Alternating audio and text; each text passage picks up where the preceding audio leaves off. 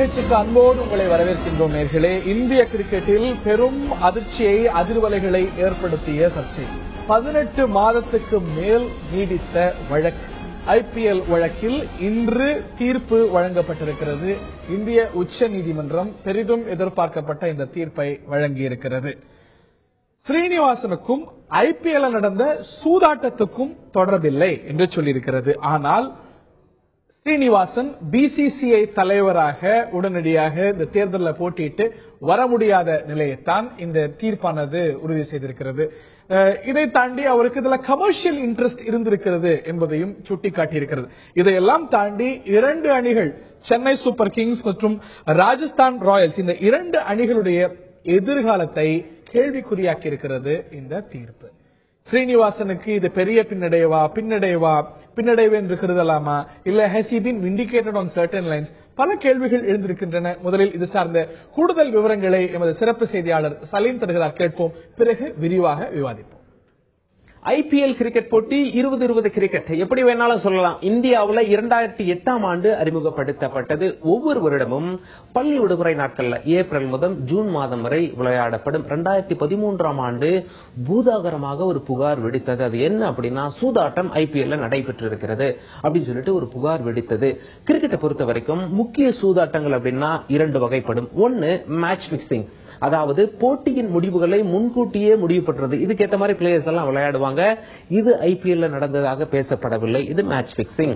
ஐபிஎல்ல நடந்ததாக பேசப்படுவது என்ன அப்படின்னா ஸ்பாட் பிக்சிங். அதாவது உதாரணத்துக்கு 5வது ஓவர்ல 6வது பால் நோ பால் இல்ல வைடு போடுப்பா அப்படின்னு சொல்லி முன்கூட்டியே பிளேயர்ஸ் கிட்ட சொல்லி இந்த புரோக்கர்ஸ் எல்லாம் சொல்லிடுவாங்க. அதுக்கேற்ற மாதிரி அவரும் வைடு போடுவார். இதை வச்சு சூதாட்டங்கள் நடைபெறும். இது நடந்திருக்கு அப்படின்னு சொல்லி பல பேர் கைதானாங்க. ஐபிஎல் போட்டியை பொறுத்த அளவுல வழக்கு உச்சநீதிமன்றத்துக்கு போச்சு. உச்சநீதிமன்றம் ஒரு குழு அமைச்சாங்க. அந்த குழுவோட வேலை என்ன அப்படின்னா, என்னெல்லாம் சூதாட்டம் நடைபெற்று இருக்கிறது, யாரெல்லாம் சம்பந்தப்பட்டிருக்காங்க அப்படின்னு சொல்லி தீர விசாரிச்சு ஒரு ரிப்போர்ட் கொடுக்கணும் உச்சநீதிமன்றத்துக்கு.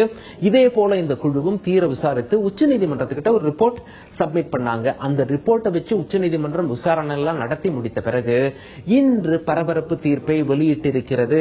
இந்த தீர்ப்பு மொத்தம் 130 பக்கம் கொடுத்திருக்காங்க. தீர்ப்பு முக்கிய முடிவுகள்லாம் என்ன, இந்த தீர்ப்பின் முக்கிய அம்சங்கள்லாம் என்ன அப்படின்னா, ஒருவர் பிசிசிஐலையும் பதவி வகிக்க முடியாது, ஐபிஎல் டீமுக்கும் ஓனராக இருக்க முடியாது அப்படின்னு சொல்லி. பிசிசிஐ யார் அப்படின்னா, இந்தியாவில் நிறைய சர்வதேச கிரிக்கெட் விளையாட்டுகள்லாம் நடக்குது. பட் இது எல்லாமே பிசிசிஐ கண்ட்ரோல்ல தான் இருக்கிறது. ஒருவர் அங்கேயும் பதவி வகிக்க முடியாது, ஐபிஎல் டீமுக்கும் ஓனராக இருக்க முடியாது அப்படின்னு சொல்லிட்டு இது முக்கியமாக திரு என் ஸ்ரீனிவாசன் அவர்களுக்கு.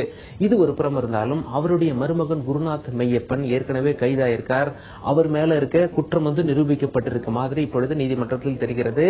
உச்ச நீதிமன்றம் ரொம்ப தெளிவா அவர்களுடைய முடிவை இன்று வெளியிட்டிருக்கிறார்கள். குருநாத் மெய்யப்பனுக்கும் ஐபிஎலுக்கும், அதாவது முக்கியமா சென்னை சூப்பர் கிங்ஸுக்கும் நெருங்கிய தொடர்பு இருக்கிறது. சென்னை சூப்பர் கிங்ஸ் உடைய நிர்வாகி என்பதால் சென்னை சூப்பர் கிங்ஸ் எதிர்காலம் என்னவாக ஆகும் என்ற ஒரு கேள்வி எழுந்துள்ளது. ராஜஸ்தான் ராயல்ஸும் இந்த மாதிரி சிக்கியிருக்கிறதால அந்த அணியும் வைக்கப்படுமா அல்லது கலைக்கப்படுமா அப்படின்னு சொல்லி ஐபிஎல் சுத்தி நிறைய சர்ச்சைகள் எழுந்திருப்பதால் இந்த விவாதம் எழுந்துள்ளது. நிறைய சர்ச்சைகள், நிறைய கேள்விகள் நேர்களே. இவற்றையெல்லாம் இந்த விவாதத்தில் நாம் முன்வைக்க இருக்கின்றோம். வரக்கூடிய நாட்கள்ல விரைவில் வருகிறது ஐபிஎல் போட்டி. அதுல சென்னை சூப்பர் கிங்ஸ் பங்கேற்பதற்கு ஏதேனும் சிக்கலா? Chennai super Kings, Rajasthan Royals 2 அணிகளுடைய எதிர்காலமும் கேள்விக்குள்ளாகி இருக்கிறது. ஸ்ரீனிவாசன் தொடர்பாகவும் குருநாத் மெய்யப்பன் தொடர்பாகவும் ஏற்கனவே விவாதிக்கப்பட்ட பல சர்ச்சைகளும் இன்று தொடர் சர்ச்சைகளாக நீடிக்க விரிவாக இந்த நிகழ்ச்சியில் விவாதிக்க இருக்கின்றோம். இந்த நிகழ்ச்சியில் நம்முடைய பங்கேற்கிறார்கள் கிரிக்கெட் ஆர்வலர் விமர்சகர் திரு வடுகநாதன் அவர்கள். நிகழ்ச்சிக்கு அவரை அன்போடு வரவேற்கின்றோம். இந்த தீர்ப்பை வரவேற்க தகுந்த தீர்ப்பாக அவர் பார்க்கிறார். அதே போல திரு அப்துல் ஜபார் அவர்கள் நம்முடைய இந்த நிகழ்ச்சியில் இணைகிறார். அவரை நிகழ்ச்சிக்கு அன்போடு வரவேற்கின்றோம். அவரும் ஒரு கிரிக்கெட் ஆர்வலர், கிரிக்கெட் புகழ்பெற்ற ஒரு கிரிக்கெட் வர்ணனையாளர். அது மட்டுமல்லாது ராஜசேகர் அவர்கள் பல ஊடகங்கள்ல தொடர்ந்து இந்த விவகாரங்களில் ஸ்ரீனிவாசனுக்கு ஆதரவாக குரல் கொடுத்து வரக்கூடிய திரு ராஜசேகர் அவர்களும் இந்த விவாதத்தில் நம்முடைய இணைகிறார். மூவரையும் இந்த நிகழ்ச்சிக்கு வரவேற்கின்றோம். இன்னும் சற்று நேரத்தில் திரு யூசப் அவர்களும் நம்முடைய இணைக்கிறார். என்னுடைய முதல் கேள்வி திரு வடுகநாதன் அவர்களுக்கு. குற்றச்சாட்டு ஸ்ரீனிவாசன் மீது நிச்சயமாக இந்த ஒரு சூதாட்டம் அப்படிங்கிற ஒரு மூல விஷயத்திலேயே ஸ்ரீனிவாசனுக்கு தொடர்பு இருக்கிறது. அதற்கான அத்தனை முகாந்திரங்களும் இருக்கிறது. குருநாத் மெய்யப்பனுடைய மாமனார் ஸ்ரீனிவாசன், அவருக்கு தெரிந்திருந்தான் நடந்திருக்கும், அவருக்கும் இதுல தொடர்பு இருக்குங்கிறது தான் குற்றச்சாட்டா இருந்தது. ஆனா இந்த வழக்குல அவருக்கு போட்டியிடுவதற்கு சில பிரச்சனைகள் ஏற்பட்டாலும் கூட இந்த சூதாட்டத்துக்கும் ஸ்ரீனிவாசனுக்கும் தொடர்பு இல்லை, இந்த விசாரணையில அவர் குறுக்கிடல அப்படிங்கிற விஷயம் தெளிவாக எஸ்டாப்ளிஷ் பண்ணப்பட்டிருக்கு. ஏற்றுப்பீங்களா? இதுக்கு டு சர்டன் எக்ஸ்டென்ட் கரெக்ட் தான். எதனால சொல்றேன்னா, என்னைக்கு இந்த பெட்டிங் கேஸ் வந்ததோ அன்னையிலேருந்து ஊடகங்கள் மக்களுடைய பார்வை எல்லாமே அந்த கேஸ்ல திரும்பிடுச்சு. அவங்க ஒரு குழு அமைச்சாங்க, பிசிசி ஒரு குழு அமைச்சு இது யாருக்கும் இன்வால்வ் கிடையாதுன்னு டிக்ளேர் பண்ணிட்டாங்க. மக்களால அதை ஏத்துக்கல. உடனே தான் Bihar cricket association mister Varma கோர்ட்டுக்கு போறாரு. கோர்ட்டுக்கு அப்புறம் அதை எடுத்துக்கிறாங்க. சோ ஃபர்ஸ்ட் அவரோட இன்வால்வ்மெண்ட் இருந்தது. மக்களோட எதிர்ப்பு, ஊடகங்களுடைய எதிர்ப்பு, இதனால தான் இந்த கேஸ் அதனால தான் அவர் இன்வால்வ் ஆக முடியல இந்த கேஸை பொறுத்த வரைக்கும் அப்படின்றத என்னோட. இல்ல இது பிறகு விசாரணையில் இன்வால்வ் ஆனாராங்கிற அடுத்த அம்சம். இந்த ஒரு பெட்டிங்லயே கூட குருநாத் மேயப்பனுடைய மாமனார் அப்படிங்கறதுனால அவருக்கும் கூட இதுல ஒரு இன்வால்வ்மெண்ட் இருக்குங்கிற ஒரு குற்றச்சாட்டு ஊடகங்கள்ல இல்ல பொது தளங்கள்ல அவர் மீது வைக்கப்பட்டது. அது இல்லை, இந்த ஒரு பெட்டிங்லயோ இல்ல சூதாட்டத்திலயோ என் ஸ்ரீனிவாசன் அவர்களுக்கு எந்த தொடர்பும் இல்லைங்கிறது எஸ்டாப்ளிஷ் ஆயிடும். ஆமா, கண்டிப்பா கோர்ட் சொல்றப்ப அதை நம்ம ஏற்றுக்கொள்ளதான் வேண்டும். பட் இதுதான் ஃபேக்ட். என்னன்னா, அவர் கவர் அப் ட்ரை பண்ணிருக்கலாம். But court involvement, public interest இதெல்லாம் சேர்ந்து அவரை கட்டுப்படுத்தி இருக்கு. இந்த ஒரு விசாரணை ப்ராசஸ். ஆனா இந்த ஒரு குற்றச்சாட்டு, ஒரு சூதாட்டங்கிற அம்சத்துல இன்வால்வ் ஆகல. அது உண்மைதான். அது ஏற்றுக்கொள்ள வேண்டியதுதான். ஆனால் இங்க நம்ம பார்க்க வேண்டிய இஷ்யூ அவர் இன்வால்வ் ஆனாரா இல்லையான்றதை விட, இன்னைக்கு நம்ம வெர்டிக்ட் பாத்தீங்கன்னா இது அவர் கான்ஃபிளிக்ட் ஆஃப் இன்ட்ரெஸ்டான்றத நம்ம மெயினா பேசிட்டு இருந்தோம். இது கான்ஃபிளிக்ட் ஆஃப் இன்ட்ரெஸ்ட் இன்னைக்கு கோர்ட் சொல்லிருச்சு. சென்னை சூப்பர் கிங் ஓனராகவும் நீங்க இருக்க முடியாது, பிசிசிஐ பிரசிடென்டாகவும் இருக்க முடியாது. சோ நீங்க பிசிசிஐல கண்டெஸ்ட் பண்ண முடியாதுன்னு சொல்லிட்டாங்க. சோ இதுதான் நம்ம ரொம்ப நாளா பேசிட்டு இருந்தது. இதையும் அவர் ரெண்டு ஹேட்டையும் போட்டு கொண்டு இருக்க முடியாதுன்றதா அது இன்னைக்கு ப்ரூவ் ஆயிடுச்சு. ஸ்ரீனிவாசனுக்கு கான்ஃபிளிக்ட் ஆஃப் இன்ட்ரெஸ்ட் இருந்ததுங்கிறது ப்ரூவ் ஆயிருக்குங்கிறது உங்களுடைய கூற்று. இந்த நிலையில் திரு ராஜசேகர் அவர்கள்ட்ட நான் கேட்க இருக்கின்றேன். குருநாத் மேயப்பன் இந்த அணியில நிர்வாகி அல்ல, அவர் ஒரு கிரிக்கெட் ஆர்வலர், எந்தூசியாஸ்ட் என்று பல சொற்கள் பயன்படுத்தப்பட்டது. அவர் நிர்வாகி தான், அந்த அணியில் நிர்வாகி தான் அப்படிங்கிறது உறுதியாக இந்த தீர்ப்பின் மூலமாக எஸ்டாப்ளிஷ் செய்யப்பட்டிருக்கிறது. எனும்போது ஸ்ரீனிவாசன் தரப்புக்கும் சென்னை சூப்பர் கிங்ஸுக்கும் குருநாத்துக்கும் இது பின்னடைவாக பார்க்க கூடாதா? ஹரி, உங்களோட கற்பனைக்கு எல்லையே இல்ல. ஆனா நீங்க கற்பனை பண்ணலாம். ஒரு மனிதனும் கற்பனை பண்றதுக்கு அவர்களுக்கு அதிகாரம் உண்டு. ஆனால் மாண்புமிகு உச்சநீதிமன்றம் ஒரு 130 பக்கம் ஒரு தீர்ப்பை வழங்கியிருக்கிறார்கள். இந்த தீர்ப்பு என்னவென்றால், இந்த கான்ஃபிளிக்ட் ஆஃப் இன்ட்ரெஸ்ட் அந்த 6.2.4 அந்த ரூலை பிசிசிஐல இருந்து அவங்க ஸ்ட்ரைக் டவுன் பண்ணிருக்காங்க. ஒன்று.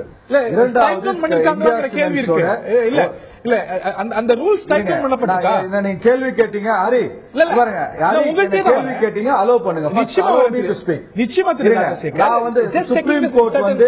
Supreme court categorically it has given a clean sheet to Mr. Srinivasan எந்த விதத்திலும் அவர் எந்த தவறும் செய்யவில்லை என்று உறுதிப்பட சுப்ரீம் உச்சநீதிமன்றம் ஒரு தீர்ப்பை வழங்கியிருக்கிறது. ஜஸ்டிஸ் முட்கல் கமிட்டியும் அவர் எந்த குற்றமும் மற்றவர் என்று ஒரு ரிப்போர்ட்டை சப்மிட் செய்திருக்கிறார்கள். இப்படி இருக்கும்போது அவர் ஐசிசியோட பிரசிடென்டா எலெக்ட் ஆயிருக்கிறாரு. மொத்தம் 30 போர்டு தமிழ் இந்தியா ஃபுல்லா இருக்குது. அந்த 30 போர்டுல 28 போர்டு அவரை ஓட் பண்ணி எலெக்ட் பண்ணிருக்காங்க டெமோக்ராட்டிக்கா. இவ்வளவு விஷயங்கள் நல்லது. அவரால் தான் இந்தியா முழுவதும் தர்மசாலால ஸ்டேடியம் கட்டியிருக்காரு. மற்ற எல்லா ஸ்டேடியம் இல்லாத எல்லா ஊர்லயும் ஸ்டேடியம் எடுத்து வைக்கிறது. கிரிக்கெட் ரசிகர்களையும் கிரிக்கெட்டின் லவர்ஸ்க்கும் ஒரு ட்ரீட்டாக, ஒரு ஃபீஸ்டாக தான் அவர் இந்த ஐபிஎல் நடத்தி கொண்டு வருகிறார். இந்த கான்ஃபிளிக்ட் ஆஃப் இன்ட்ரெஸ்ட் எப்ப ஆரம்பிக்குன்னா, லலித் மோடி ஆரம்பிச்ச காலத்துல இருந்து இன்று வரை கான்ஃபிளிக்ட் ஆஃப் இன்ட்ரெஸ்ட் இருக்குது. அப்படி பாத்தீங்கன்னா கவாஸ்கர் கான்ஃபிளிக்ட் ஆஃப் இன்ட்ரெஸ்ட்ல வராரு, ரவி சாஸ்திரி கான்ஃபிளிக்ட் ஆஃப் இன்ட்ரெஸ்ட்ல வராரு, லலித் மோடி கான்ஃபிளிக்ட் ஆஃப் இன்ட்ரெஸ்ட்ல வராரு. வை சிங்கிள் அவுட் ஸ்ரீனிவாசன் அலோட்? அவர் நல்லது செஞ்சதுக்காக அவரை நீங்க சிங்கிள் அவுட் பண்றது ஏற்றுக்கொள்ள முடியாத ஒரு கூற்று. அதனால நீங்க ஒரு விஷயத்தை பார்க்கும்போது, ஜட்மெண்ட் பார்க்கும்போது, you should go by the line by line merit of the case. அதை விட்டு செலக்டிவா எடுத்து செலக்டிவ் அம்னீஷியா மாதிரி ஒரு 4 பாயிண்ட் மட்டும் பேசுறது ஏற்றுக்கொள்ள முடியாத ஒரு விஷயம். இந்த judgement interest of the cricket game தான் சொல்லிருக்காங்க தவிர்த்து யாரையும் குற்றப்படுத்தியோ குருநாத் மையப்பன் பெட்டிங்ல ஈடுபட்டார் என்பது நிரூபிக்கப்பட்டிருக்கிறது என்று சொல்லியிருக்கிறார்கள். ராஜ்குந்திரா, ஷில்பா ஷெட்டியோட கணவர் ராஜஸ்தான் ராயல்ஸ் ஓனர் நிரூபிக்கப்பட்டிருக்கிறது. அவர்கள் மீது நடவடிக்கை எடுப்பார்கள் இந்த ஐபிஎல் கவர்னிங் கவுன்சில். ஆனால் ஸ்ரீனிவாசன் எந்த தவறும் செய்யவில்லை என்று சுப்ரீம் கோர்ட்டும் முட்கல் கமிட்டியும் தெளிவாக தீர்ப்பு வழங்கி இருக்கிறது. இதற்கு மேல் உங்களுக்கு என்ன தேவைப்படுகிறது? நிச்சயமாக அந்த பாயிண்ட் தான் ரொம்ப சுருக்கமா திரு ஜப்பார் அவர்கள்ட்ட கேட்க விரும்புகிறேன். அவர் குறுக்கிட்டதுக்கு வருத்தப்பட்டார். ஸ்ட்ரைக் டவுன் பண்ணப்பட்டிருக்கு அப்படின்னு சொன்னார். அதாவது பிசிசிஐல அங்கம் வகிச்சுக்கிட்டு அதே போல டீம் வச்சுக்கிற அம்சம் அப்படிங்கிறது ஸ்ட்ரைக் டவுன் பண்ணப்பட்டிருக்கு அப்படின்னு சொன்னார். ஸ்ட்ரைக் டவுன் பண்ணப்பட்டிருக்கா உண்மையிலேயே? இன்னொன்னு அவர் சொன்னது போல ஸ்ரீனிவாசனை பொறுத்த வரைக்கும், நான் ஏற்கனவே முதல் கேள்வியா கேட்டது போல ஸ்ரீனிவாசனை பொறுத்த வரைக்கும் இது ஒரு கிளீன் சிட் என்றுதானே இந்த தீர்ப்பை பார்க்கணும். திரு ராஜசேகர் சொன்னது போல எங்கே அவர் தவறு செய்கிறார் என்று சொன்னால், ஸ்ரீனிவாசன் தவறு செய்தார் என்று யாரும் சொல்லவில்லை, கோர்ட்டும் சொல்லவில்லை, யாருமே சொல்லவில்லை. அவர் மீது சுமத்தப்படும் குற்றச்சாட்டு என்னவென்றால், நடந்தவை எல்லாம் அவருக்கு தெரியும், அவர் அதன் மீது நடவடிக்கை எடுக்கவில்லை. மருமகன் என்ற முகதாட்சியினத்தாலோ அல்லது வேறு காரணங்களுக்காலோ அவர் நடவடிக்கை எடுக்கவில்லை என்பதுதான். அது மாத்திரமல்ல, இப்படி ஒருவர் ஓனரே உறுப்பினராகவும் இருக்கக்கூடிய ஒரு நிலையை ஏற்படுத்துவது ஒரு சட்ட திருத்தத்தை கொண்டு வருகிறார். அந்த சட்ட திருத்தம் உள்நோக்கம் கொண்டது. அவரும் இவரும் அங்கேயும் இங்கேயும் கால் பதிக்கலாம் என்ற நினைப்போடு கொண்டு வருகிறார். அப்ப அதுவே கான்ஃபிளிக்ட் ஆஃப் இன்ட்ரெஸ்ட் தானே. இது ஒரு கான்ஃபிளிக்ட் ஆஃப் இன்ட்ரெஸ்ட் அப்படிங்கறத நீதிமன்றமும் கூட சுட்டிக்காட்டிருக்கு. 2 மாதத்துக்கு முன்னாடி ராட்டிஃபை பண்ணிட்டாங்க. அது அவர் வெளியில வந்துட்டாரு. அது right. You want something to add? ரொம்ப சுருக்கமா ஒரு சிறிய இடைவெளி எடுக்கணும். அவர் சொன்ன விஷயங்கள் அவரே எல்லாம் உண்மையும் சொல்லி முடிச்சு விட்டார். யாருமே இங்க சீனிவாசன் பெட்டிங்ல இன்வால்வ்னு யாருமே சொல்லல. அவர் கவர் அப் பண்ணிருக்காங்கன்றதான் குற்றச்சாட்டு இருந்தது. அந்த மாதிரி இல்ல. இப்ப நம்ம பேசுறது கான்ஃபிளிக்ட் ஆஃப் இன்ட்ரெஸ்ட் தான். அவர் சொல்ற மாதிரி conflict of interest strike down பண்ணாங்க. இல்ல, ஸ்டார்டிங்ல இருந்தே கான்ஃபிளிக்ட் ஆஃப் இன்ட்ரெஸ்ட் இருக்குன்னு தான் சொல்லிட்டு இருக்காங்க. அதை இன்னைக்கு கோர்ட் கிளியரா சொல்லிட்டாங்க. அவர் இதை செய்திருக்கிறார், இவர் இதை செய்திருக்கிறார் என்பது நான் அதை செய்வதற்கு ஒரு எக்ஸ்கியூஸ் அல்ல. ரவிசாஸ்திரி, கவஸ்கர் எல்லாம் single out one person single of இல்ல, நான் அதை சொல்லல. இந்த சிங்கிள் ஆஃப் தான் சொல்லல. அவர் செய்திருக்கிறார், அவர் செய்திருக்கிறார், ஆகவே நான் செய்திருக்கேன் சொல்வதற்கு எந்த இல்லை. அது தவறு என்றால் இதுவும் தவறு. 2 குற்றங்கள் இன்னொரு குற்றத்தை சரிப்படுத்தாது அப்படிங்கிறது உங்களுடைய பார்வையா இருக்கிறது. ராஜசேகர் அவர்கள்ட்ட கேட்க விரும்புகிறேன். நீங்களே உறுதிப்பட தெரிவித்தது போல எந்த இடத்திலையும் இந்த தீர்ப்பில் எந்த இடத்திலையும் ஸ்ரீனிவாசன் விசாரணையில குறுக்கிட்டார் அப்படின்னும் இல்லைன்னா அவருக்கு இதுல சூதாட்டத்துல அங்கம் இருக்கு அப்படின்னும் இல்லை. ஆனா குருநாத் மேயப்பனை பொறுத்த வரைக்கும் பியாண்ட் டவுட் கிளியரா எஸ்டாப்ளிஷ் ஆயிருக்கு அவர் பெட்டிங்ல ஈடுபட்டார் என்பது. அதை நீங்க மறுக்க முடியுமா? உறுதியாக தெளிவாக எஸ்டாப்ளிஷ் ஆயிருக்கிறது. குருநாத் மையப்பன் அவருடைய மருமகன், அதுல எந்த மாற்று கருத்தும் யாருக்கும் கிடையாது. திரு ஸ்ரீனிவாசன் அவர்களும் ஆரம்பத்திலிருந்து என்ன சொன்னார் என்றால், அவர் என்னுடைய மருமகன், அவர் மீது தவறு இருந்தால் நிச்சயமாக இந்த கமிட்டி முடிவெடுத்து நடவடிக்கை எடுக்கும் என்றுதான் சொன்னார். அவர் ஒரு கிரிக்கெட்டை மிகவும் நேசிக்கக்கூடியவர். ஆர்வத்தில் ஏதாவது செய்திருக்கலாம், அதை எனக்கு தெரியாது. அவங்க கமிட்டி ஃபார்ம் பண்ணி அவங்க நடவடிக்கை எடுப்பாங்கன்னு சொன்னார். அவர் ஆரம்பத்திலிருந்து கடைசி வரைக்கும், இன்று ஜட்ஜ்மெண்ட் வர வரைக்கும் அவர் தலையிடவே கிடையாது. அப்படி தலையிட்டு இருந்தா இந்த மாதிரி ஜட்ஜ்மெண்ட் வந்திருக்குமான்னு உங்களுக்கே தெரியும். அதனால இது சும்மா ஒருத்தரை பிடிக்காதுன்றதுக்காக இந்த கேம் ஆஃப் கிரிக்கெட்டையே, தி ஸ்பிரிட் ஆஃப் தி கிரிக்கெட்டையே கெடுக்கிறது என்று ஏற்றுக்கொள்ள முடியாத ஒரு விவாதம். ஆனால் இந்த ஐபிஎல் கேம் வந்த பிறகு 2020 யார் மேல குற்றம் சாட்டுறீங்க? உச்ச நீதிமன்றம் மீதா? இல்ல, நிறைய பாருங்க, இல்ல உச்ச நீதிமன்றம் நிச்சயமா உச்ச நீதிமன்றம் தான் இப்படிப்பட்ட ஒரு தீர்ப்பை வழங்கி, வரலாற்று சிறப்புமிக்க ஒரு தீர்ப்பை வழங்கி, உச்ச நீதிமன்றம் கான்ஃபிளிக்ட் ஆஃப் இன்ட்ரெஸ்ட் திரு என் ஸ்ரீனிவாசனுக்கு இருக்கு அப்படின்னு சொல்லியிருக்கா இல்லையா? எதன் அடிப்படையில உடனடியாக என் ஸ்ரீனிவாசன் சொல்ல அந்த ரூல் 6.2.4 அந்த ரூல் எல்லாருக்கும் அப்ளை ஆகும்னு சொல்லிருக்காங்க. எல்லா கேம், அதாவது BCCI 6.2.4 has not been struck down, sir. It has been struck down. It has not been struck. இல்ல, நீங்க தப்பா சொல்றீங்க. தீர்ப்பை நல்லா பாருங்க. இல்ல, அந்த தீர்ப்பை நல்லா பாருங்க. திரு ஜப்பார் அந்த விதியை ஸ்ட்ரைக் டவுன் பண்ணிட்டா இல்ல அவங்க என்ன சொல்லிருக்காங்க, நீங்க தவறா சொல்றீங்க. நான் திருப்பி உங்கள்கிட்ட வரேன். திரு ஜப்பார் என்ன சொல்லிருக்காங்க, நீங்கள் இயற்றும் எந்த சட்டமும் சுப்ரீம் கோர்ட்டின் ஆய்வுக்குட்பட்டது. இப்ப நம்ம ஒரு சங்கம் வைக்கிறோம் அல்லது நிறுவனம் வைக்கிறோம், நம்ம இஷ்டத்துக்கு சட்டங்களை நீங்க ஏற்றுக்கலாம், அதை செய்யணும் இதை செய்யக்கூடாதுன்னு சொல்லிட்டு அதுல இருக்கிற ஒரு மெம்பர் போய் இது கூடாதுன்னு சொல்லி கோர்ட்டுக்கு போனா அது சட்டவிரோதமா இருந்தா நிச்சயமா தூக்கி எறியப்படும். அதான் அதனால நாங்க பிசிசில போடுற சட்டம் எங்களை கட்டுப்படுத்தும். அதனால என்னோட கிளாரிட்டிக்காகவும் கேட்டுக்கிறேன். அந்த ஒரு கான்ஃபிளிக்ட் ஆஃப் இன்ட்ரெஸ்ட் அடிப்படையில் அந்த சட்டமே ஸ்ட்ரைக் டவுன் செய்யப்பட்டிருக்கா அப்படிங்கிறது அவங்க கிளியரா சொல்லிருக்காங்க. எந்த சட்டமும் தலையிட முடியுங்கிறது வேற சார். ஆனா அந்த அடிப்படையில இந்த அதாவது இந்த ஒரு பிசிசிஐலயும் அங்கம் வச்சுக்கிட்டு ஒரு டீம்லயும் அங்கமா இருக்கலாம் அப்படிங்கிற ஒரு சட்டத்தை அவங்க ஸ்ட்ரைக் டவுன் பண்ணிருக்காங்களா இல்லையாங்கிறது அவர் அதான் பண்ண அமெண்ட்மெண்ட் வந்து பெரிய தவறு கிடையாது அப்படின்னு சொல்லியிருக்காங்க. அது வந்து ஸ்ட்ரைக் டவுன் பண்ணல. It still exist. அந்த அடிப்படையில் ராஜசேகரன் கொஞ்சம் எங்கேயும் அலோவ் பண்ணுங்க. அதாவது அவர் பேசிட்டு இருக்கிறது ஃபுல்லா சீனிவாசன் தான் பேசிட்டு இருக்காரு. சீனிவாசன் வந்து அவருடைய மருமகனை கிரிக்கெட் ஆர்வலர் தான் சொல்லிட்டு இருக்காரு. இது இன்னைய தேதி வரைக்கும் அவர் வந்து ஓனர்லா இருந்த வரைக்கும் திடீர்னு கிரிக்கெட் ஆர்வலர் ஆயிட்டாரு. ஆனா இன்னைக்கு கிளியரா வந்து சுப்ரீம் கோர்ட் சொல்லிருச்சு அவர் வந்து is owner of Chennai super கிங்ன்றது தெளிவா சொல்லிட்டாங்க. இப்போ இந்த 3 மெம்பர் கமிட்டி என்ன டிசைட் பண்ண போறாங்கன்றத பார்க்கணும். இது வரைக்கும் அவர் ஓனர் இல்லைன்னு சொன்னாங்க. As per franchisee agreement 11.3 section C என்ன சொல்லுதுன்னா, any franchisee sister concern or owner or co owner கிரிக்கெட்டுக்கும் பிசிசிஐக்கும் ஐபிஎலுக்கும் ஏதாவது அவதூறு செய்யும் வகையில் நடந்து கொண்டால் பிரான்சைசியை டெர்மினேட் செய்யலாம்னு சொல்றாங்க. சோ அந்த வகையில இன்னைக்கு அவர் வந்து ஓனர் ப்ரூவ் ஆயிடுச்சு. சோ அவர் வந்து பெட்டிங்ல இன்வால்வ் ஆயிருக்காங்க ப்ரூவ் ஆயிருக்கு. சோ கண்டிப்பாக சென்னை சூப்பர் தவறுங்க இல்ல தவறு இது இல்ல. அவர் ஓனர் கிடையாது. Is an official. அதுவே தப்பு. Is an official of the Chennai super king. Owner வந்து இந்தியா சிமெண்ட்ஸ் குரூப். தவறான ஒரு விஷயம். இந்தியா சிமெண்ட்ஸ்ல இந்தியா சிமெண்ட்ஸ் தான் ஓனர். கோர்ட் என்ன சொல்லிருக்குன்னு சொல்லுங்க. கோர்ட் தான் சொல்லிருக்குது. என்ன சொல்லிருக்குது? தவறா சொல்றீங்க. ஜட்மெண்ட் பாருங்க. நீங்க 130 பக்கம் ஜட்மெண்ட் கிளியரா படிங்க. அப்ப ஃபேக்ட்ஸ் தெரியும். Don't wrongly interpret the judgement. நீங்க சுப்ரீம் கோர்ட் வந்து கேட்டகரிக்கலி செட். கண்டிப்பா தவறு. தவறு ஏற்றுக்கொள்ள. அவர் ஓனர்னு எங்கேயுமே சொல்ல. 130 பக்கம் ஓனர் சொல்லிருக்காங்க. அவர் வந்து கிரிக்கெட் ஆர்வலர் அப்படி சொல்லல. கொஞ்சம் இருங்க. அதாவது அவருக்கு தொடர்பு இல்லை என்பதை ஒத்துக்கொள்ள முடியாது. சுப்ரீம் அதான் சொல்லியிருக்கிறது. இவங்க ஓனர் இல்லைன்னு சொல்றாங்க. அணிக்கும் அவருக்கும் தொடர்பு இல்லை என்பதை ஒத்துக்கொள்ள முடியாதுன்னு சொல்லியிருக்கு. தட் மீன்ஸ் அதுக்கு அர்த்தம் என்ன? நீங்க இல்லைங்கிறீங்க, அதை ஒத்துக்கொள்ள முடியாதுன்னா நீங்க இருக்கிறீங்கன்னு தான் அர்த்தம். அவ்வளவுதானே? அப்ப இதுல ஆர்கியூ பண்றதுக்கு ஒண்ணுமே இல்லை. இல்லை, திரு ராஜசேகர் போறதுக்கு முன்னாடி வடுகநாதன் உங்கள்கிட்ட நான் கேட்க விரும்புகிறேன். இந்த தீர்ப்பை பொறுத்த வரைக்கும் இந்த ஒரு பெட்டிங்கோ இல்லைன்னா நடந்திருக்கக்கூடிய முறைகேடுகளுக்கோ ஸ்ரீனிவாசனுக்கும் எந்த தொடர்பும் இல்லை அப்படிங்கிறது கிளியரா இருக்கு. ஆக இந்த ஒரு ஸ்கேமுக்கும் ஸ்ரீனிவாசனுக்கும் சம்பந்தம் இல்லை. சோ இந்த ஒரு பிரச்சனை இப்ப இந்த 130 பேஜ் கொண்ட ஒரு ஜட்மெண்ட் பார்க்கணும். ஸ்ட்ரைக் டவுன் பண்ணிருக்க அந்த அமெண்ட்மெண்ட் அப்படிங்கறத நம்ம பார்க்கணும். இல்லன்னு நீங்க சொல்றீங்க ஆமா என்கிறார் திரு ராஜசேகர். அப்படியே அது ஸ்ட்ரைக் டவுன் பண்ணாலும் பண்ணாட்டியும் கூட அது நிர்வாக ரீதியான ஒரு அண்டர்ஸ்டாண்டிங் தவிர என் ஸ்ரீனிவாசனுக்கும் இதுக்கு ஒரு ஸ்கேம்ல தொடர்பு இருக்கிறது அப்படிங்கிற ஒரு பிம்பம் இருந்தது இல்லையா?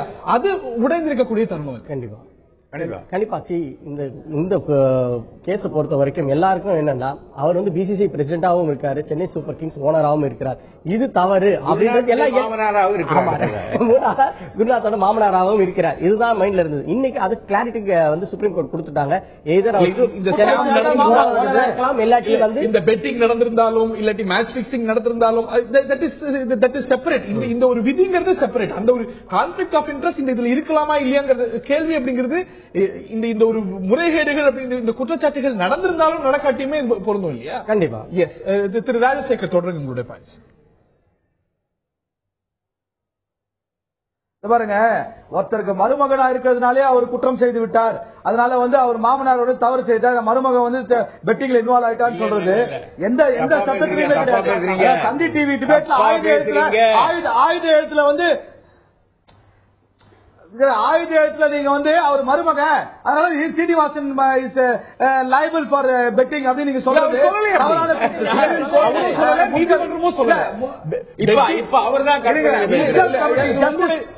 ஒரு ஓய்வு பெற்ற நீதிபதி ஒரு கேள்வி கேட்டீங்க பேச விடுங்க சார். ஒரு ஓய்வு பெற்ற நீதிபதி சொல்லாத விஷயத்தை நீங்க சொல்லக்கூடாது. அப்படி சொன்னாங்கன்னு சொல்லக்கூடாது. நீதிமன்றமோ இந்த பேனலோ யாரோ அவரோட மாமனார் இருந்தாலும் அவருக்கும் பெட்டிங்கு தொடர்பு இருக்குன்னு இங்க யாரும் சொல்லல, நீதிமன்றமும் சொல்ல. நாம ஏன் சொல்லாதது நீங்க ஸ்டேட் பண்ணணும்? அததான் சொல்ல வரேன். அதான் நீங்க தவறான மக்கள் மன்றத்துக்கு ஆயுத எழுத்து மூலமா எடுத்து தவறான ஆயுத எழுத்து மேல அக்கறையா தான் சொல்றேன் நானு. ஆயுத எழுத்துக்கு பேர் யாருமே சொல்லல. அது உண்மைங்களா? நீங்களே சொன்னது போல இன்னொரு விஷயம் சொல்றேன். இல்ல, அவர் BCCI president, super kings owner என்னும் போது நான் சொன்னேன் குருநாத் மெஸ்ஸியம் வேண்டும் மாமான்னு தான் சொன்ன ஒழிய அவர் அதை செய்த ஒரு வார்த்தை சொல்லல. அதை புரிஞ்சுக்கோங்க. ராஜசேகர் தொடருங்க. பாருங்க, சுப்ரீம் கோர்ட் வந்து இது ஜஸ்டிஸ் முட்கல்னு ஒருத்தர் அப்பாயிண்ட் பண்ணி இந்த கமிட்டி பெட்டிங் விசாரிக்க சொல்றாங்க. மேட்ச் பிக்சிங் இதுல நடக்கல, மேட்ச் பிக்சிங் கிடையாது, இதுல பெட்டிங் நடந்திருக்குது. ராஜ் குந்த்ரா, ராஜஸ்தான் ராயல்ஸோட ஓனர் ராஜ் குந்த்ராவும் சென்னை சூப்பர் கிங்ஸோட ஒரு நிர்வாகியான இவரு அவருடைய மருமகன் குருநாத் பிரியப்பனும் ஈடுபட்டிருக்காங்க. அவர்கள் வந்து இதற்கு பொறுப்பேற்க வேண்டும் என்று உச்சநீதிமன்றம் தெளிவாக குற்றம் சாட்டியிருக்கிறது உண்மை. ஆனால் முட்கல் கமிட்டியும் சரி, அந்த உச்சநீதிமன்ற தீர்ப்பும் சரி, எங்கேயுமே 130 பக்கத்துல எங்கேயுமே மிஸ்டர் ஸ்ரீனிவாசன் வந்து இதுல தலையிட்டாரு, இதுல குற்றம் செஞ்சிருக்காரு எங்கேயுமே சொல்ல கிடையாது. அதை வந்து நீங்கள் வந்து மக்கள் மன்றத்துக்கு கொண்டு போக சரியாக சேர்த்து போனோம். எக்ஸாக்ட்லி. யாருமே அந்த மாதிரி சொல்லல. நீங்க சொல்றது உண்மை. நீங்க சொல்றது இருங்க, ஸ்ரீனிவாசன் வந்து யுனானிமஸா எலெக்ட் ஆயிருக்காரு டெமோக்ராட்டிக் மெத்தட்ல. எப்படின்னா 30 போர்ட்ஸ் இருக்குது இந்தியால, அதுல 28 போர்ட்ஸ் அவர் எலெக்ட் பண்றாங்க. அப்படி எலெக்ட் பண்ணும்போது மீண்டும் அவர் ஐசிசி பிரசிடென்டா எலெக்ட் ஆகிறாரு. எப்படி ஆகிறாரு? அவர் தவறு சேர்ந்து எலெக்ட் ஆவாரா? அப்ப இவ்வளவு போர்ட்ஸ் இந்தியா ஃபுல்லா இருக்கவங்களா வந்து முட்டாளா? 28 பேர் தேர்ந்தெடுத்திருக்காங்க.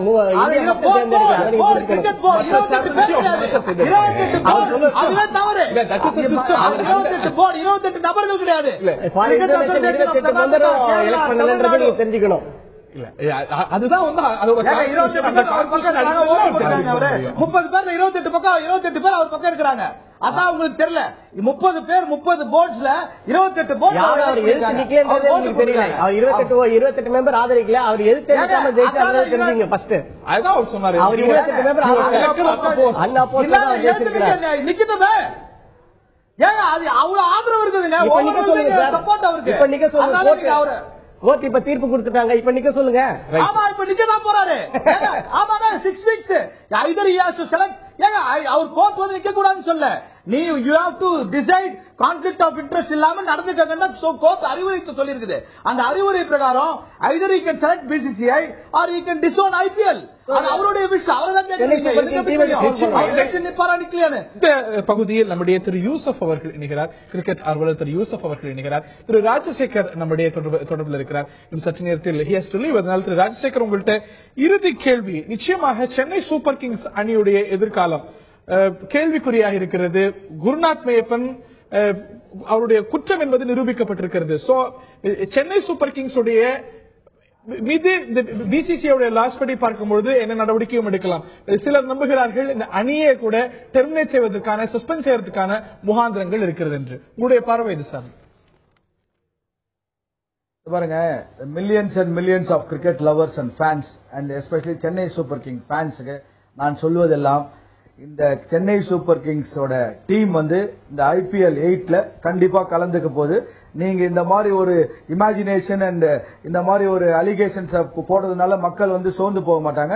நிச்சயமா Chennai super Kings will come out with flying colours. நீங்க பாருங்க, அடுத்த சீசன்ல சென்னைக்கு super Kings is going to win the cub. IPL cup அவங்க வின் பண்ண போறாங்க. அட்வான்ஸ் வாழ்த்துக்கள் நான் சொல்றேன். ஆனா சென்னை சூப்பர் கிங்ஸோட டீமுக்கும் இந்த ஜட்ஜ்மெண்ட்டுக்கும் எந்த விதமான ஒரு தடையும் கிடையாது. Judgement has been given against Gurunath Meiyappan for betting. But Chennai super kings டீமும் மிஸ்டர் என் சீனிவாசனும் கேன் கண்டினியூன்னு சொல்லியாச்சு. அதனால வந்து இதுல எந்த விதமான மாற்று சிந்தனையோ தேவையில்லை, யாருக்கும் பயமும் தேவையில்லை. எல்லாரும் ஃபேன்ஸ் எல்லாம் சந்தோஷப்படலாம். திரு வடுகநாதன் அவர்கள்ட்ட கேட்க விரும்புகிறேன். அவர் சொன்னது போல திரு யூசப் அவர்கள்ட்ட முதற்கட்ட பார்வை கேட்கறதுக்கு முன்னாடி இதுல உங்களுக்கு வேற ஒரு பார்வை இருந்தனால உங்கள்கிட்ட கேட்க விரும்புகிறேன். சென்னை சூப்பர் கிங்ஸ் வரக்கூடிய ஐபிஎல்ல போட்டி பங்கேற்பதற்கு ஒரு பெரிய த்ரெட்டோ இல்லாட்டி ஒரு ஆபத்தோ தென்படல. ஆனாலும் கூட இந்த ஒரு கமிட்டி அமைக்கப்பட்டிருக்கிறது இந்த குருநாத் மேப்பன் மீது மற்றவர்கள் மீது குற்றஞ்சாட்டப்பட்ட அணிகள் மீது என்ன நடவடிக்கை எடுக்கலாங்கிறது பத்தி. அதுல Chennai super Kings, Rajasthan Royals இந்த இரண்டு அணிகளுடைய எதிர்காலம் குறித்தும் சில கேள்விகள் இருந்திருக்கிறது. உங்களுடைய பார்வை சார்? இந்த 8th ஐபிஎல் பொறுத்த வரைக்கும் சென்னை சூப்பர் கிங்க்கு எதுவும் ப்ராப்ளம் இருக்காது. காரணம் என்னவென்றால் இந்த விசாரணை கமிட்டி 6 மாசம் டைம் கொடுத்திருக்காங்க. சோ ஐபிஎல் இன்னும் 3 மாத காலத்தில் துவங்க போகுது. சோ சென்ற முறை நடந்தது போல கோர்ட்டுக்கு போய் ஸ்பெஷல் பர்மிஷன் வாங்கி 8th ஐபிஎல் கண்டிப்பா கலந்து கொள்ளும் சென்னை சூப்பர் கிங்ஸ் டீம் கலந்து கொள்ளும். ரெண்டாவது பாயிண்ட், சப்போஸ் நாளைக்கு சீனிவாசன் இல்லை நான் பிசிசிஐ பிரசிடென்டா தான் இருக்க போறேன், எனக்கு சென்னை சூப்பர் கிங்ஸ் வேண்டாம் அப்படின்னு முடிவு பண்ணா கூட மீண்டும் Chennai super king Chennai team ஏலத்தில் விடப்பட்டு இந்த பிளேயர்கள் அனைத்தும் அந்த டீமுக்கு டிரான்ஸ்பர் செய்யப்படுவார்கள். ஏற்கனவே நம்ம டெக்கன் சார்ஜஸ் இதை பார்த்திருக்கோம். சோ அதனால ஒன்னும் இல்ல. அவர் ராஜசேகர் சொன்ன மாதிரி சென்னை டீம் வின் பண்ணும் பிளைட், ஆனா அது சென்னை சூப்பர் கிங் ஓனர் அதுல இருப்பாங்களான்றத நம்ம பொறுத்து பார்க்கணும். ஆனா 8வது ஐபிஎல் அவங்களுக்கு எதுவும் ப்ராப்ளம் இருக்காது. 9வது 10வது ஐபிஎல் போட்டிகளில் கண்டிப்பா கலந்து கொள்வது சந்தேகமே. நான் திரு யூசப் அவர்கள்ட்ட கேட்க விரும்புகிறேன். இன் ஃபியூச்சர் பிசிசிஐ தலைவராக ஸ்ரீனிவாசன் இருப்பதற்கு எந்த தடையும் இல்லை. ஒரு அன்டனபிளா இருக்கு அப்படிங்கிற ஒரு குற்றச்சாட்டெல்லாம் ஸ்ரீனிவாசனை இந்த ஒரு கான்ட்ரோவர்சியில எதிர்த்தவங்க சொன்னாங்க. இந்த அவர் முடிவு செய்யலாம், ஐதர் ஐபிஎல் இல்லன்னா பிசிசிஐ அவர் முடிவு செய்து இருக்கலாமே தவிர பிசிசிஐல ஸ்ரீனிவாசன் அங்கம் வகித்து அதனது தலைவரா இருக்கிறதுக்கு இனி வரும் காலத்துல டெக்னிக்கலி எந்த ஒரு தடையும் இல்லை இல்லையா? இது இன்னவே ஸ்ரீனிவாசன் விண்டிகேட்டட் நினைக்கிறீங்களா? ஒரு கான்ஃபிளிக்ட் ஆஃப் இன்ட்ரெஸ்ட்ங்கிற ஒரு ஆங்கிள் இல்ல. இப்போ ஐடியல் டாபிக்கே கான்ஃபிளிக்ட் ஆஃப் இன்ட்ரெஸ்ட்ன்ற ஒரு டாபிக் தான். அவர் ball is exactly in his court. இப்ப அவரை பொறுத்த வரைக்கும் சுப்ரீம் கோர்ட் என்ன ஜட்மெண்ட் இது பண்ணி இருக்காங்கன்னா, ஜஸ்ட் அவங்களோட கேள்வி என்னன்னா, அவர் either he can continue as the BCCI president or he can take over the team. இப்போ क्वेश्चन அதுதான், எக்ஸாக்ட்லி क्वेश्चन அந்த இடத்துல தான் நிக்குது இல்லையா அவரை பொறுத்த வரைக்கும். So it's up to him what exactly அவருடைய சாய்ஸ் தான். இப்போ டைம் பீரியடும் அவங்களுக்கு டைம் லிமிட் கொடுத்துருக்காங்க. அதை வச்சு அவர் டிசைட் பண்றதுல தான் நெக்ஸ்ட் எதுவாக இருந்தாலும் ப்ரொசீட் ஆகும். ரைட். ஏன் சில கேள்விகள் எழுது. திரு வடுகநாதன் அவர்களே குறிப்பிட்டது போல, நீங்களும் கூட குறிப்பிட்டது போல, இந்த ஒரு அமெண்ட்மெண்ட், அதாவது ஐபிஎல்லையும் இருக்கலாம் பிசிசிஐலையும் இருக்கலாம் அப்படின்னு ஒரு அமெண்ட்மெண்ட் கொண்டு வரப்பட்டது.